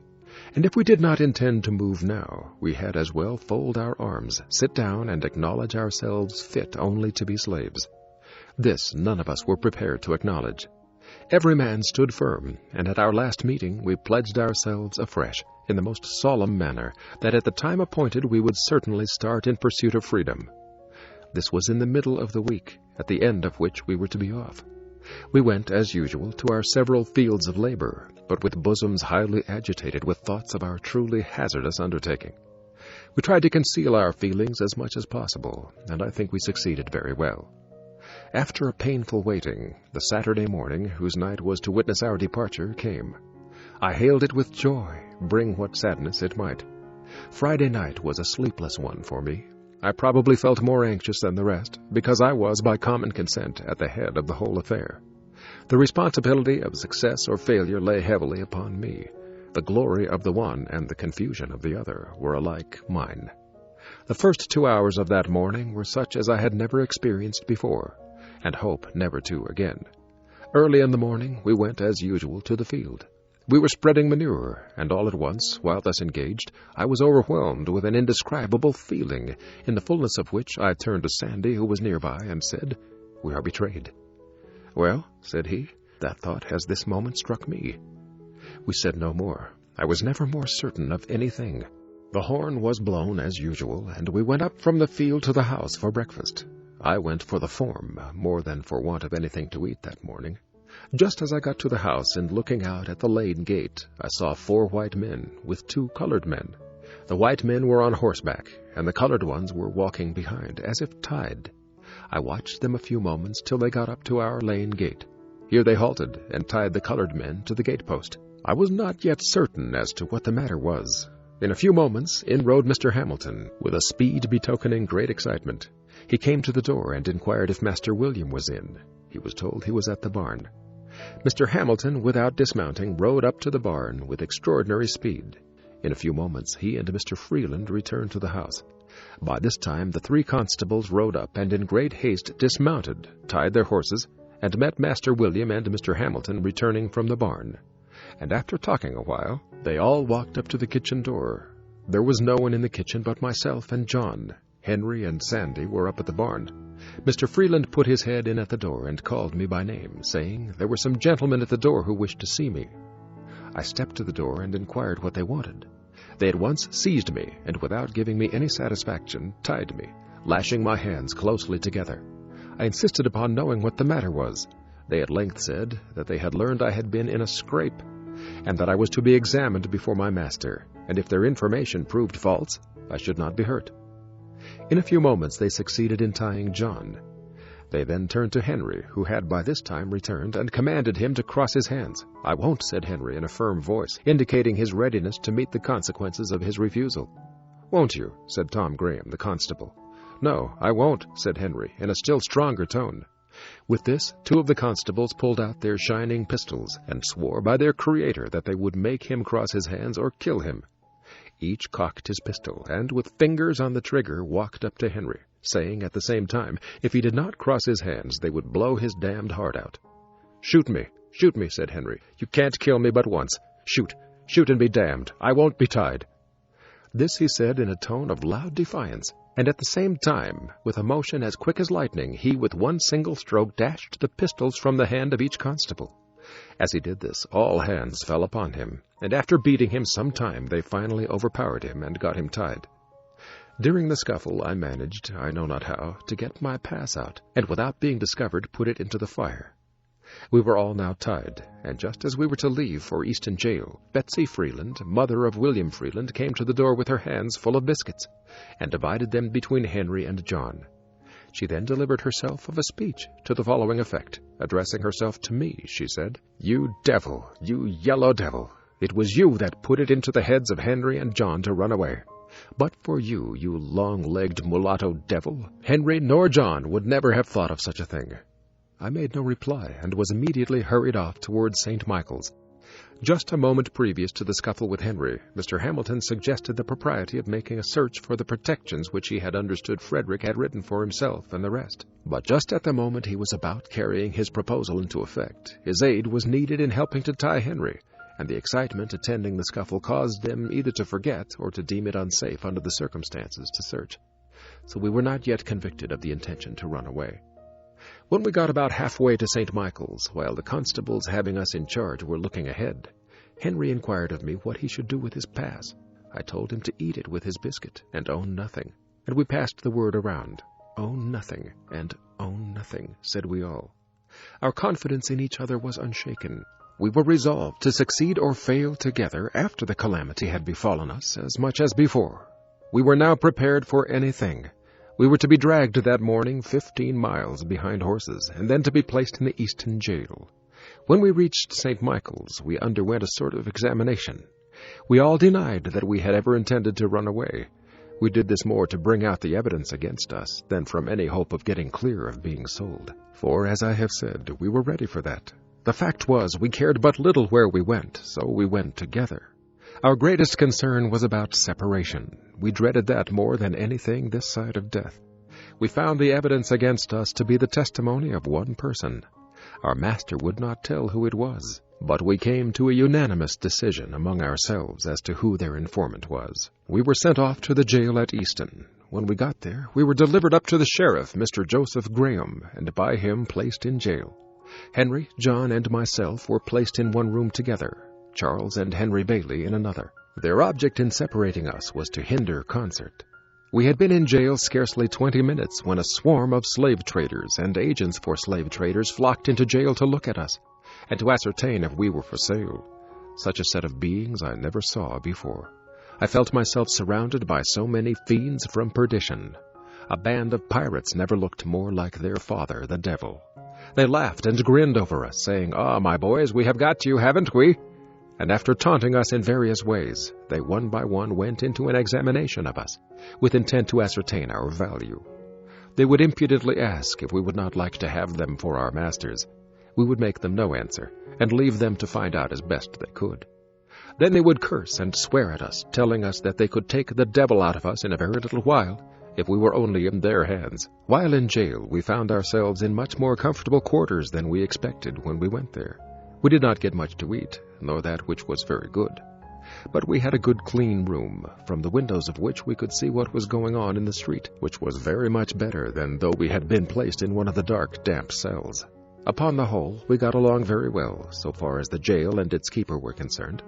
Immediately after the holidays were over, contrary to all our expectations, Mr. Hamilton and Mr. Freeland came up to Easton and took Charles, the two Henrys, and John out of jail, and carried them home, leaving me alone. I regarded this separation as a final one. It caused me more pain than anything else in the whole transaction. I was ready for anything rather than separation. I supposed that they had consulted together, and had decided that, as I was the whole cause of the intention of the others to run away, it was hard to make the innocent suffer with the guilty, and that they had, therefore, concluded to take the others home, and sell me as a warning to the others that remained. It is due to the noble Henry to say he seemed almost as reluctant at leaving the prison as at leaving home to come to the prison. But we knew we should, in all probability, be separated if we were sold, and since he was in their hands, he concluded to go peaceably home. I was now left to my fate. I was all alone, and within the walls of a stone prison. But a few days before, and I was full of hope. I expected to have been safe in a land of freedom. But now I was covered with gloom, sunk down to the utmost despair. I thought the possibility of freedom was gone. I was kept in this way about 1 week, at the end of which Captain Auld, my master, to my surprise and utter astonishment, came up and took me out, with the intention of sending me with a gentleman of his acquaintance into Alabama. But from some cause or other he did not send me to Alabama, but concluded to send me back to Baltimore, to live again with his brother Hugh, and to learn a trade. Thus, after an absence of 3 years and 1 month, I was once more permitted to return to my old home at Baltimore. My master sent me away, because there existed against me a very great prejudice in the community, and he feared I might be killed. In a few weeks after I went to Baltimore, Master Hugh hired me to Mr. William Gardner, an extensive shipbuilder on Fell's Point. I was put there to learn how to caulk. It, however, proved a very unfavorable place for the accomplishment of this object. Mr. Gardner was engaged that spring in building 2 large man-of-war brigs, professedly for the Mexican government. The vessels were to be launched in the July of that year, and in failure thereof, Mr. Gardner was to lose a considerable sum. So that when I entered, all was hurry. There was no time to learn anything. Every man had to do that which he knew how to do. In entering the shipyard, my orders from Captain Gardner were to do whatever the carpenters commanded me to do. This was placing me at the beck and call of about 75 men. I was to regard all these as masters. Their word was to be my law. My situation was a most trying one. At times I needed a dozen pair of hands. I was called a dozen ways in the space of a single minute. 3 or 4 voices would strike my ear at the same time. It was, "Fred, come help me decant this timber here. Fred, come carry this timber yonder. Fred, bring that roller here. Fred, go get a fresh can of water. Fred, come help me saw off the end of this timber. Fred, go quick and get the crowbar. Fred, hold on to the end of this fall. Fred, go to the blacksmith shop and get a new punch. Hurrah, Fred, run and bring me a cold chisel. I say, Fred, bear a hand and get up a fire as quick as lightning under that steam box. Halloo, nigger, come turn this grindstone. Come, move, and bows this timber forward. I say, darky, blast your eyes, why don't you heat up some pitch? Halloo, 3 voices at the same time. Come here, go there, hold on where you are. Damn you, if you move, I'll knock your brains out. This was my school for 8 months, and I might have remained there longer, but for a most horrid fight I had with 4 of the white apprentices, in which my left eye was nearly knocked out, and I was horribly mangled in other respects.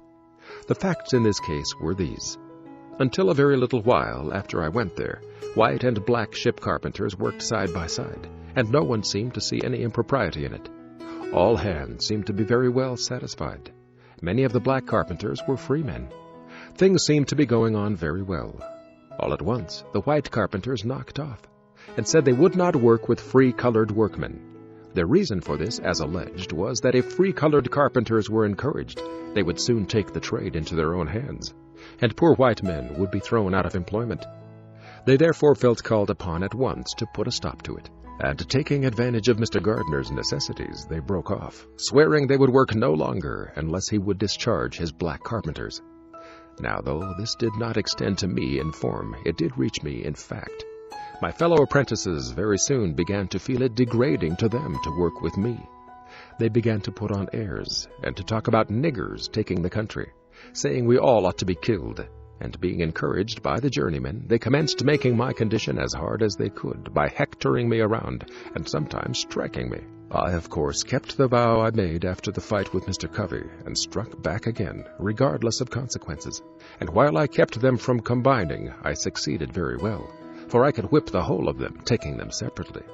They, however, at length combined, and came upon me, armed with sticks, stones, and heavy hand spikes. One came in front with a half-brick. There was one on each side of me, and one behind me. While I was attending to those in front, and on either side, the one behind ran up with a handspike, and struck me a heavy blow upon the head. It stunned me. I fell, and with this they all ran upon me, and fell to beating me with their fists. I let them lay on for a while, gathering strength. In an instant I gave a sudden surge, and rose to my hands and knees. Just as I did that, one of their number gave me with his heavy boot a powerful kick in the left eye. My eyeball seemed to have burst. When they saw my eye closed and badly swollen, they left me.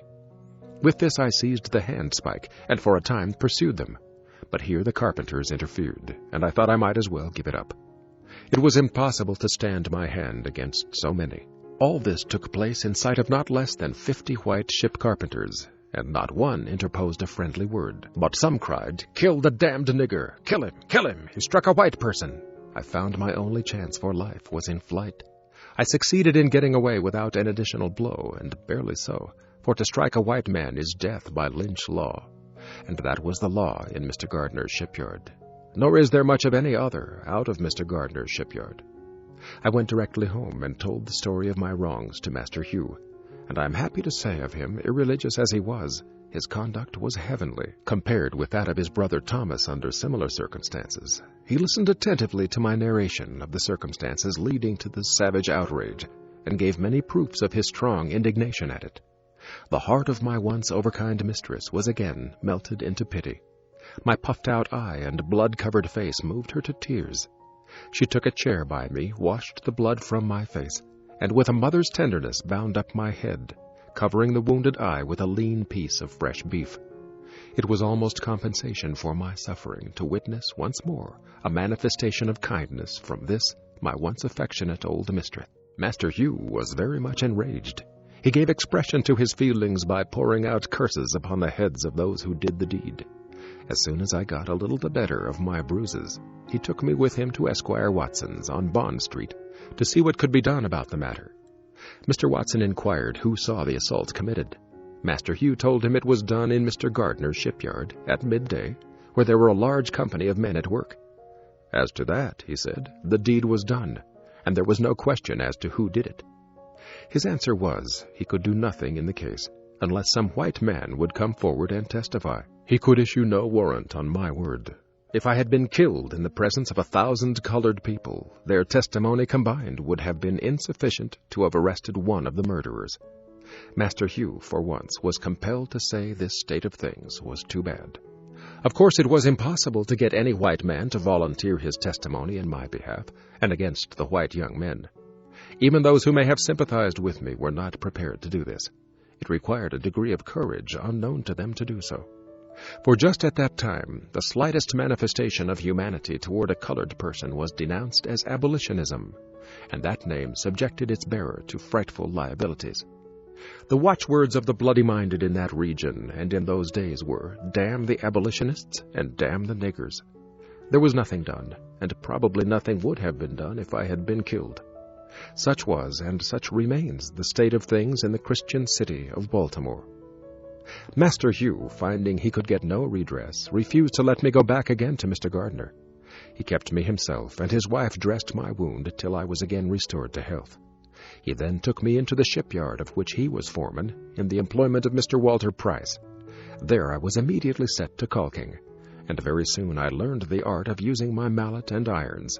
In the course of 1 year from the time I left Mr. Gardner's, I was able to command the highest wages given to the most experienced caulkers.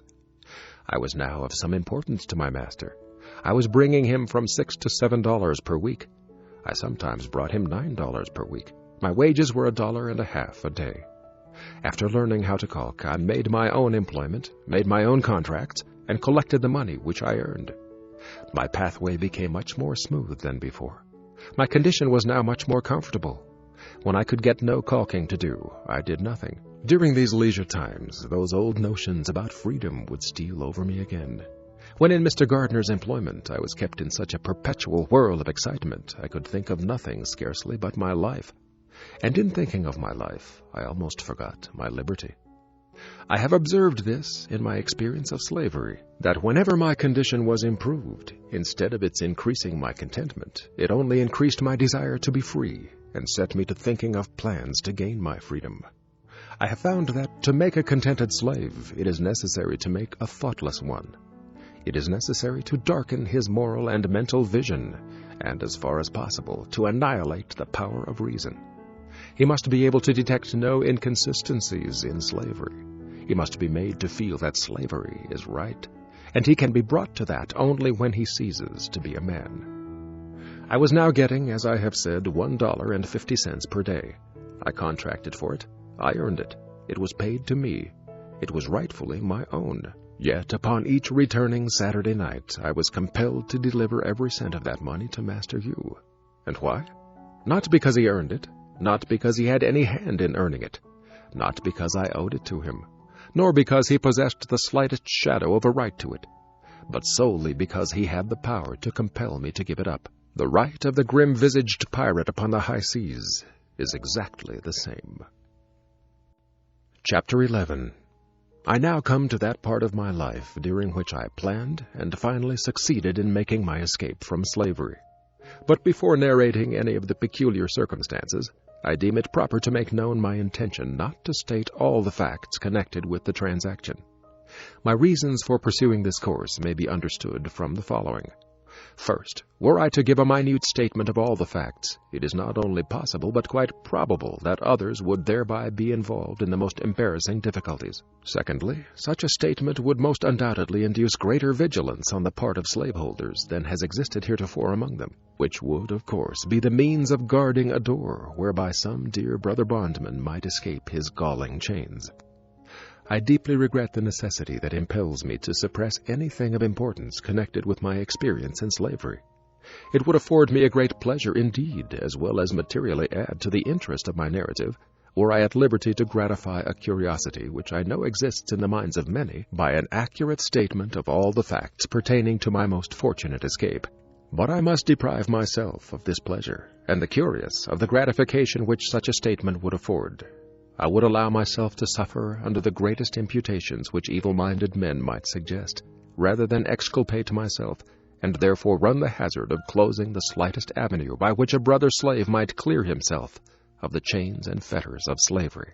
I have never approved of the very public manner in which some of our Western friends have conducted what they call the Underground Railroad, but which I think, by their open declarations, has been made most emphatically the Upperground Railroad. I honor those good men and women for their noble daring, and applaud them for willingly subjecting themselves to bloody persecution by openly avowing their participation in the escape of slaves. I, however, can see very little good resulting from such a course, either to themselves or the slaves escaping, while, upon the other hand, I see and feel assured that those open declarations are a positive evil to the slaves remaining, who are seeking to escape. They do nothing towards enlightening the slave, whilst they do much towards enlightening the master. They stimulate him to greater watchfulness and enhance his power to capture his slave. We owe something to the slaves south of the line, as well as to those north of it, and in aiding the latter on their way to freedom, we should be careful to do nothing which would be likely to hinder the former from escaping from slavery. I would keep the merciless slaveholder profoundly ignorant of the means of flight adopted by the slave. I would leave him to imagine himself surrounded by myriads of invisible tormentors, ever ready to snatch from his infernal grasp his trembling prey. Let him be left to feel his way in the dark. Let darkness commensurate with his crime hover over him, and let him feel that at every step he takes in pursuit of the flying bondman, he is running the frightful risk of having his hot brains dashed out by an invisible agency. Let us render the tyrant no aid. Let us not hold the light by which he can trace the footprints of our flying brother. But enough of this. I will now proceed to the statement of those facts connected with my escape, for which I am alone responsible, and for which no one can be made to suffer but myself. In the early part of the year 1838, I became quite restless. I could see no reason why I should, at the end of each week, pour the reward of my toil into the purse of my master. When I carried to him my weekly wages, he would, after counting the money, look me in the face with a robber-like fierceness and ask, "Is this all?" He was satisfied with nothing less than the last cent. He would, however, when I made him $6, sometimes give me 6 cents to encourage me. It had the opposite effect. I regarded it as a sort of admission of my right to the whole. The fact that he gave me any part of my wages was proof, to my mind, that he believed me entitled to the whole of them. I always felt worse for having received anything, for I feared that the giving me a few cents would ease his conscience and make him feel himself to be a pretty honorable sort of robber. My discontent grew upon me. I was ever on the lookout for means of escape, and finding no direct means, I determined to try to hire my time, with a view of getting money with which to make my escape. In the spring of 1838, when Master Thomas came to Baltimore to purchase his spring goods, I got an opportunity and applied to him to allow me to hire my time. He unhesitatingly refused my request and told me this was another stratagem by which to escape. He told me I could go nowhere, but that he could get me, and that in the event of my running away, he should spare no pains in his efforts to catch me. He exhorted me to content myself and to be obedient. He told me if I would be happy, I must lay out no plans for the future. He said if I behaved myself properly, he would take care of me. Indeed, he advised me to complete thoughtlessness of the future, and taught me to depend solely upon him for happiness. He seemed to see fully the pressing necessity of setting aside my intellectual nature in order to contentment in slavery. But in spite of him, and even in spite of myself, I continued to think about the injustice of my enslavement and the means of escape. About 2 months after this, I applied to Master Hugh for the privilege of hiring my time. He was not acquainted with the fact that I had applied to Master Thomas and had been refused.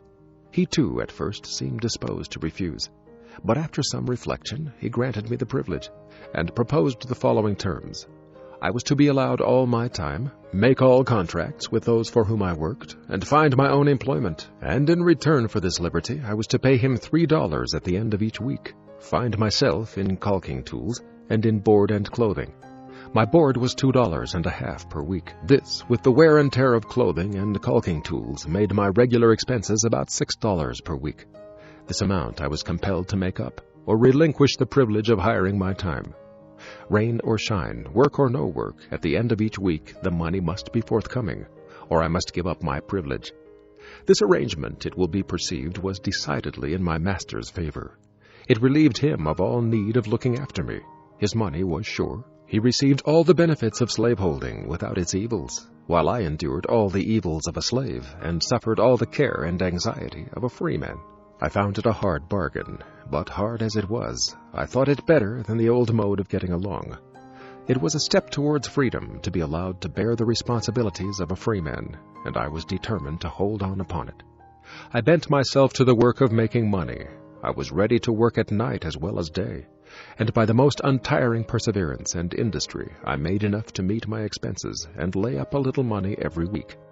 I went on thus from May till August. Master Hugh then refused to allow me to hire my time longer. The ground for his refusal was a failure on my part one Saturday night to pay him for my week's time. This failure was occasioned by my attending a camp meeting about 10 miles from Baltimore.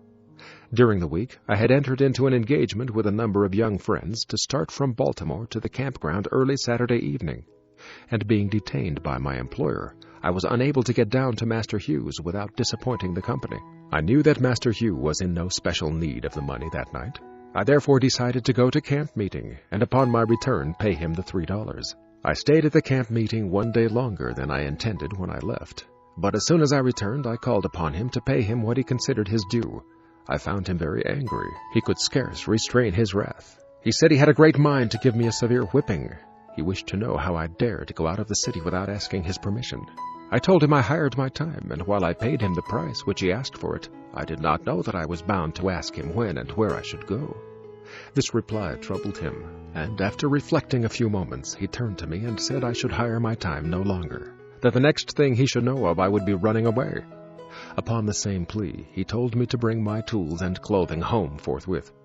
I did so, but instead of seeking work, as I had been accustomed to do previously to hiring my time, I spent the whole week without the performance of a single stroke of work. I did this in retaliation.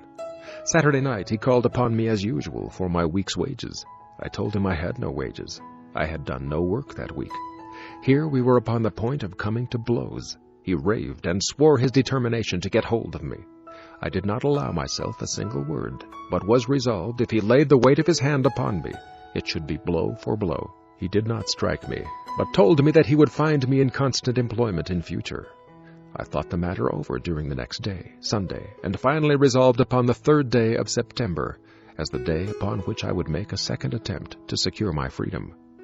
I now had 3 weeks during which to prepare for my journey. Early on Monday morning, before Master Hugh had time to make any engagement for me, I went out and got employment of Mr. Butler at his shipyard near the drawbridge, upon what is called the city block, thus making it unnecessary for him to seek employment for me. At the end of the week, I brought him between $8 and $9. He seemed very well pleased, and asked why I did not do the same the week before. He little knew what my plans were. My object in working steadily was to remove any suspicion he might entertain of my intent to run away, and in this I succeeded admirably. I suppose he thought I was never better satisfied with my condition than at the very time during which I was planning my escape. The 2nd week passed, and again I carried him my full wages, and so well pleased was he that he gave me 25 cents, quite a large sum for a slaveholder to give a slave, and bade me to make a good use of it. I told him I would. Things went on without very smoothly indeed, but within there was trouble. It is impossible for me to describe my feelings as the time of my contemplated start drew near. I had a number of warm-hearted friends in Baltimore, friends that I loved almost as I did my life, and the thought of being separated from them forever was painful beyond expression. It is my opinion that thousands would escape from slavery who now remain, but for the strong cords of affection that bind them to their friends. The thought of leaving my friends was decidedly the most painful thought with which I had to contend. The love of them was my tender point, and shook my decision more than all things else. Besides the pain of separation, the dread and apprehension of a failure exceeded what I had experienced at my first attempt. The appalling defeat I then sustained returned to torment me. I felt assured that if I failed in this attempt, my case would be a hopeless one. It would seal my fate as a slave forever. I could not hope to get off with anything less than the severest punishment, and being placed beyond the means of escape. It required no very vivid imagination to depict the most frightful scenes through which I should have to pass in case I failed. The wretchedness of slavery and the blessedness of freedom were perpetually before me. It was life and death with me, but I remained firm, and according to my resolution, on the 3rd day of September, 1838, I left my chains, and succeeded in reaching New York without the slightest interruption of any kind. How I did so, which means I adopted, what direction I traveled, and by what mode of conveyance, I must leave unexplained, for the reasons before mentioned. I have been frequently asked how I felt when I found myself in a free state. I have never been able to answer the question with any satisfaction to myself. It was a moment of the highest excitement I ever experienced. I suppose I felt as one may imagine the unarmed mariner to feel when he is rescued by a friendly man-of-war from the pursuit of a pirate. In writing to a dear friend immediately after my arrival at New York, I said I felt like one who had escaped a den of hungry lions. This state of mind, however, very soon subsided, and I was again seized with a feeling of great insecurity and loneliness. I was yet liable to be taken back and subjected to all the tortures of slavery. This in itself was enough to damp the ardor of my enthusiasm, but the loneliness overcame me. There I was in the midst of thousands, and yet a perfect stranger, without home and without friends, in the midst of thousands of my own brethren, children of a common father, and yet I dared not to unfold to any of them my sad condition. I was afraid to speak to anyone for fear of speaking to the wrong one, and thereby falling into the hands of money-loving kidnappers, whose business it was to lie in wait for the panting fugitive, as the ferocious beasts of the forest lie in wait for their prey. The motto which I adopted when I started from slavery was this: trust no man. I saw in every white man an enemy, and in almost every colored man cause for distrust.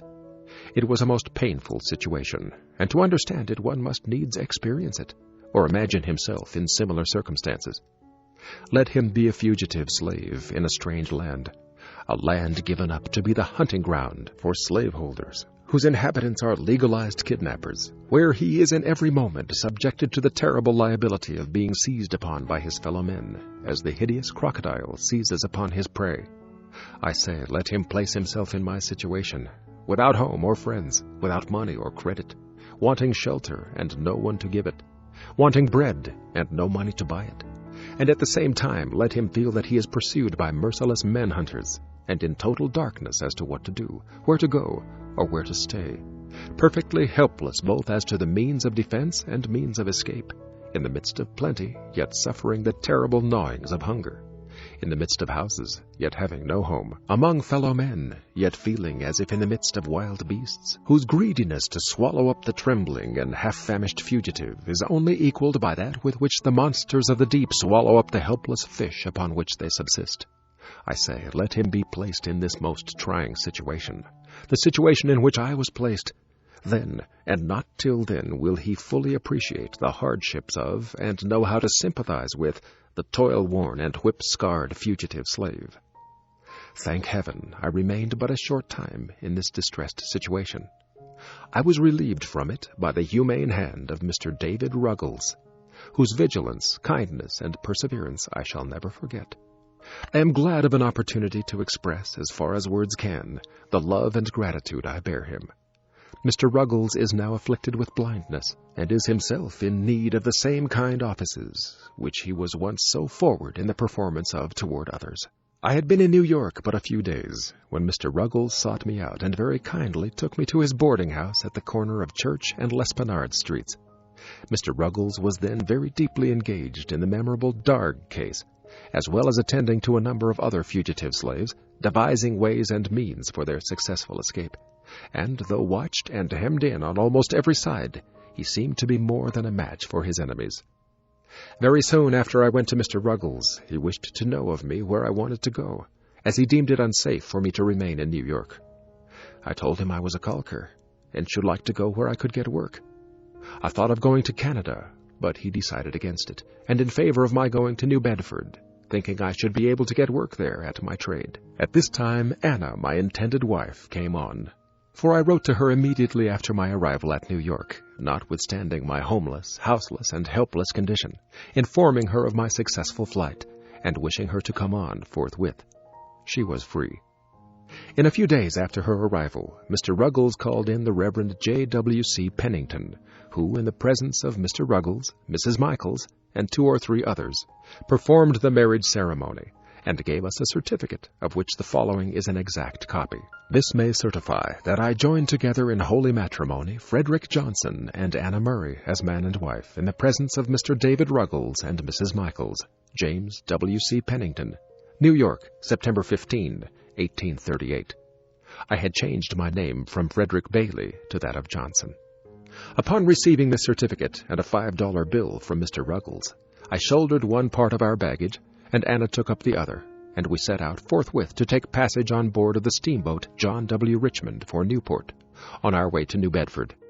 Mr. Ruggles gave me a letter to a Mr. Shaw in Newport, and told me, in case my money did not serve me to New Bedford, to stop in Newport and obtain further assistance. But upon our arrival at Newport, we were so anxious to get to a place of safety that, notwithstanding we lacked the necessary money to pay our fare, we decided to take seats in the stage, and promised to pay when we got to New Bedford. We were encouraged to do this by 2 excellent gentlemen, residents of New Bedford, whose names I afterward ascertained to be Joseph Ricketson and William C. Tabor. They seemed at once to understand our circumstances, and gave us such assurance of their friendliness as put us fully at ease in their presence. It was good indeed to meet with such friends at such a time. Upon reaching New Bedford, we were directed to the house of Mr. Nathan Johnson, by whom we were kindly received and hospitably provided for. Both Mr. and Mrs. Johnson took a deep and lively interest in our welfare. They proved themselves quite worthy of the name of abolitionists. When the stage driver found us unable to pay our fare, he held on upon our baggage as security for the debt. I had but to mention the fact to Mr. Johnson, and he forthwith advanced the money. We now began to feel a degree of safety, and to prepare ourselves for the duties and responsibilities of a life of freedom. On the morning after our arrival at New Bedford, while at the breakfast table, the question arose as to what name I should be called by. The name given me by my mother was Frederick Augustus Washington Bailey. I, however, had dispensed with the 2 middle names long before I left Maryland, so that I was generally known by the name of Frederick Bailey. I started from Baltimore bearing the name of Stanley. When I got to New York, I again changed my name to Frederick Johnson, and thought that would be the last change. But when I got to New Bedford, I found it necessary again to change my name. The reason of this necessity was that there were so many Johnsons in New Bedford, it was already quite difficult to distinguish between them. I gave Mr. Johnson the privilege of choosing me a name, but told him he must not take from me the name of Frederick. I must hold on to that to preserve a sense of my identity. Mr. Johnson had just been reading The Lady of the Lake, and at once suggested that my name be Douglas. From that time until now, I have been called Frederick Douglass, and as I am more widely known by that name than by either of the others, I shall continue to use it as my own. I was quite disappointed at the general appearance of things in New Bedford.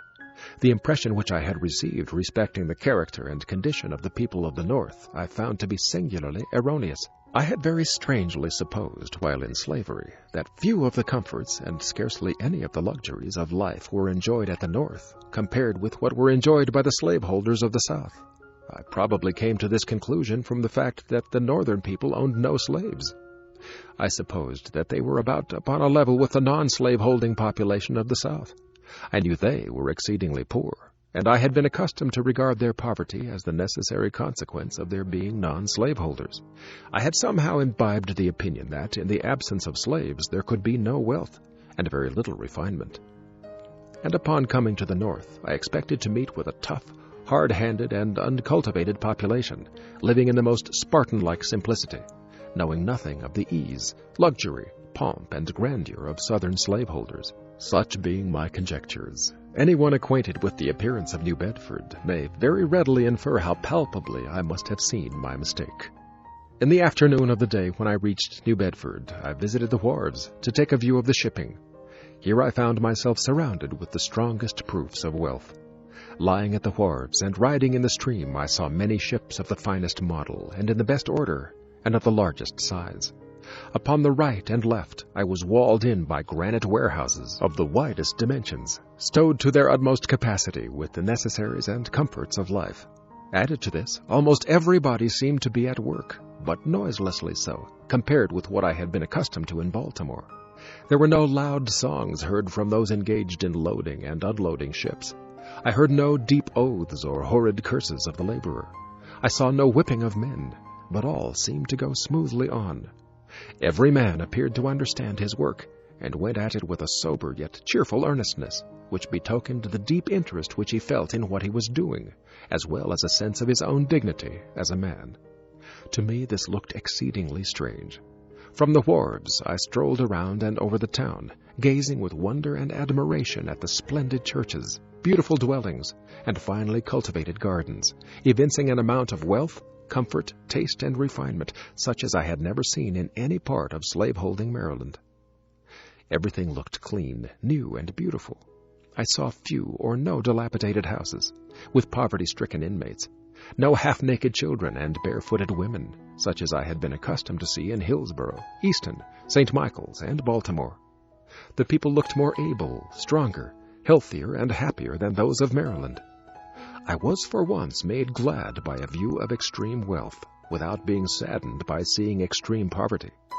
But the most astonishing, as well as the most interesting thing to me, was the condition of the colored people, a great many of whom, like myself, had escaped thither as a refuge from the hunters of men. I found many who had not been 7 years out of their chains, living in finer houses, and evidently enjoying more of the comforts of life than the average slaveholders in Maryland. I will venture to assert that my friend Mr. Nathan Johnson, of whom I can say, with a grateful heart, I was hungry, and he gave me meat. I was thirsty, and he gave me drink. I was a stranger, and he took me in. Lived in a neater house, dined at a better table, took, paid for, and read more newspapers, better understood the moral, religious, and political character of the nation than 9/10 of the slaveholders in Talbot County, Maryland. Yet Mr. Johnson was a working man. His hands were hardened by toil, and not his alone, but those also of Mrs. Johnson. I found the colored people much more spirited than I had supposed they would be. I found among them a determination to protect each other from the bloodthirsty kidnapper at all hazards. Soon after my arrival, I was told of a circumstance which illustrated their spirit. A colored man and a fugitive slave were on unfriendly terms. The former was heard to threaten the latter with informing his master of his whereabouts. Straightway a meeting was called among the colored people under the stereotyped notice, "Business of Importance." The betrayer was invited to attend. The people came at the appointed hour, and organized the meeting by appointing a very religious old gentleman as president, who, I believe, made a prayer, after which he addressed the meeting as follows: "Friends, we have got him here, and I would recommend that you young men just take him outside the door and kill him." With this, a number of them bolted at him, but they were intercepted by some more timid than themselves, and the betrayer escaped their vengeance, and has not been seen in New Bedford since. I believe there have been no more such threats, and should there be hereafter, I doubt not that death would be the consequence. I found employment, the 3rd day after my arrival, in stowing a sloop with a load of coal. It was new, dirty, and hard work for me, but I went at it with a glad heart and a willing hand. I was now my own master. It was a happy moment, the rapture of which can be understood only by those who have been slaves. It was the first work, the reward of which was to be entirely my own. There was no Master Hugh standing ready, the moment I earned the money, to rob me of it. I worked that day with a pleasure I had never before experienced. I was at work for myself and newly married wife. It was to me the starting point of a new existence. When I got through with that job, I went in pursuit of a job of caulking, but such was the strength of prejudice against color among the white caulkers that they refused to work with me, and of course I could get no employment. I am told that colored persons can now get employment at caulking in New Bedford, a result of anti-slavery effort. Finding my trade of no immediate benefit, I threw off my caulking habiliments and prepared myself to do any kind of work I could get to do. Mr. Johnson kindly let me have his wood horse and saw, and I very soon found myself a plenty of work. There was no work too hard, none too dirty. I was ready to saw wood, shovel coal, carry wood, sweep the chimney, or roll oil casks, all of which I did for nearly 3 years in New Bedford, before I became known to the anti-slavery world. In about 4 months after I went to New Bedford, there came a young man to me and inquired if I did not wish to take The Liberator. I told him I did, but just having made my escape from slavery, I remarked that I was unable to pay for it then. I, however, finally became a subscriber to it. The paper came, and I read it from week to week with such feelings as it would be quite idle for me to attempt to describe. The paper became my meat and my drink. My soul was set all on fire. Its sympathy for my brethren in bonds, its scathing denunciations of slaveholders, its faithful exposures of slavery, and its powerful attacks upon the upholders of the institution sent a thrill of joy through my soul such as I had never felt before. I had not long been a reader of The Liberator before I got a pretty correct idea of the principles, measures, and spirit of the anti-slavery reform. I took right hold of the cause. I could do but little, but what I could I did with a joyful heart, and never felt happier than when in an anti-slavery meeting. I seldom had much to say at the meetings, because what I wanted to say was said so much better by others. But while attending an anti-slavery convention at Nantucket on the 11th of August, 1841, I felt strongly moved to speak, and was at the same time much urged to do so by Mr. William C. Coffin, a gentleman who had heard me speak in the colored people's meeting at New Bedford. It was a severe cross, and I took it up reluctantly. The truth was, I felt myself a slave, and the idea of speaking to white people weighed me down. I spoke but a few moments, when I felt a degree of freedom, and said what I desired with considerable ease. From that time until now, I have been engaged in pleading the cause of my brethren. With what success, and with what devotion, I leave those acquainted with my labors to decide. Appendix. I find, since reading over the foregoing narrative, that I have in several instances spoken in such a tone and manner respecting religion as may possibly lead those unacquainted with my religious views to suppose one an opponent of all religion. To remove the liability of such misapprehension, I deem it proper to append the following brief explanation. What I have said respecting and against religion, I mean strictly to apply to the slave-holding religion of this land, and with no possible reference to Christianity proper. For between the Christianity of this land and the Christianity of Christ, I recognize the widest possible difference, so wide that to receive the one as good, pure, and holy is of necessity to reject the other as bad, corrupt, and wicked. To be the friend of the one is of necessity to be the enemy of the other. I love the pure, peaceable, and impartial Christianity of Christ. I therefore hate the corrupt, slave-holding, women-whipping, cradle-plundering, partial, and hypocritical Christianity of this land. Indeed, I can see no reason but the most deceitful one for calling the religion of this land Christianity. I look upon it as the climax of all misnomers, the boldest of all frauds, and the grossest of all libels. Never was there a clearer case of stealing in the livery of the court of heaven to serve the devil in. I am filled with unutterable loathing when I contemplate the religious pomp and show, together with the horrible inconsistencies which everywhere surround me. We have men-stealers for ministers, women-whippers for missionaries, and cradle-plunderers for church members. The man who wields the blood-clotted cowskin during the week fills the pulpit on Sunday, and claims to be a minister of the meek and lowly Jesus. The man who robs me of my earnings at the end of each week meets me as a class leader on Sunday morning, to show me the way of life and the path of salvation. He who sells my sister for the purposes of prostitution stands forth as the pious advocate of purity. He who proclaims it a religious duty to read the Bible denies me the right of learning to read the name of the God who made me. He who is the religious advocate of marriage robs whole millions of its sacred influence and leaves them to the ravages of wholesale pollution. The warm defender of the sacredness of the family relation is the same that scatters whole families, sundering husbands and wives, parents and children, sisters and brothers, leaving the hut vacant and the hearth desolate. We see the thief preaching against theft and the adulterer against adultery. We have men sold to build churches, and women sold to support the gospel, and babes sold to purchase Bibles for the poor heathen, all for the glory of God and the good of souls. The slave auctioneer's bell and the church-going bell chime in with each other, and the bitter cries of the heartbroken slave are drowned in the religious shouts of his pious master. Revivals of religion and revivals in the slave trade go hand in hand together. The slave prison and the church stand near each other.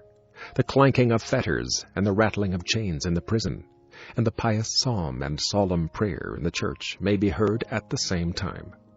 The dealers in the bodies and souls of men erect their stand in the presence of the pulpit, and they mutually help each other. The dealer gives his blood-stained gold to support the pulpit, and the pulpit in return covers his infernal business with the garb of Christianity. Here we have religion and robbery, the allies of each other, devils dressed in angels' robes, and hell presenting the semblance of paradise. Just God, and these are they who minister at thine altar, God of right. Men who their hands with prayer and blessing lay on Israel's ark of light. What? Preach and kidnap men? Give thanks and rob thy own afflicted poor? Talk of thy glorious liberty, and then bolt hard the captive's door? What? Servants of thy own merciful Son, who came to seek and save the homeless and the outcast, fettering down the tasked and plundered slave. Pilate and Herod friends, chief priests and rulers as of old combined. Just God and holy, is that church which lends strength to the spoiler thine? The Christianity of America is a Christianity of whose votaries it may be as truly said as it was of the ancient scribes and Pharisees. They bind heavy burdens, and grievous to be borne, and lay them on men's shoulders, but they themselves will not move them with one of their fingers. All their works they do for to be seen of men. They love the uppermost rooms at feasts, and the chief seats in the synagogues, and to be called of men, Rabbi, Rabbi. But woe unto you, scribes and Pharisees, hypocrites! For ye shut up the kingdom of heaven against men. For ye neither go in yourselves, neither suffer ye them that are entering to go in. Ye devour widows' houses, and for a pretense make long prayers. Therefore ye shall receive the greater damnation. Ye compass sea and land to make one proselyte, and when he is made, ye make him twofold more the child of hell than yourselves. Woe unto you, scribes and Pharisees, hypocrites! For ye pay tithe of mint and anise and cumin, and have omitted the weightier matters of the law, judgment, mercy, and faith. These ought ye to have done, and not to leave the other undone. Ye blind guides, which strain at a gnat and swallow a camel. Woe unto you, scribes and Pharisees, hypocrites! For ye make clean the outside of the cup and of the platter, but within they are full of extortion and excess. Woe unto you, scribes and Pharisees, hypocrites!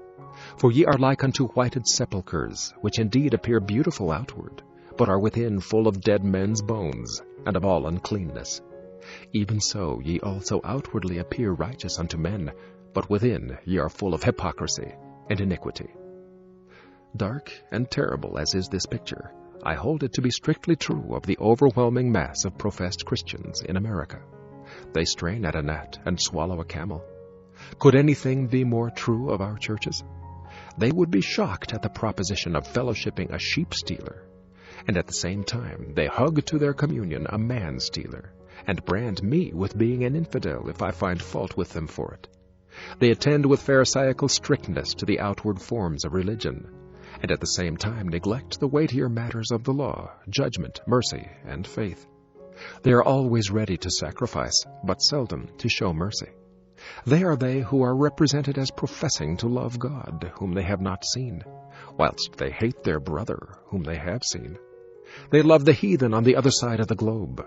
They can pray for him, pay money to have the Bible put into his hand, and missionaries to instruct him, while they despise and totally neglect the heathen at their own doors.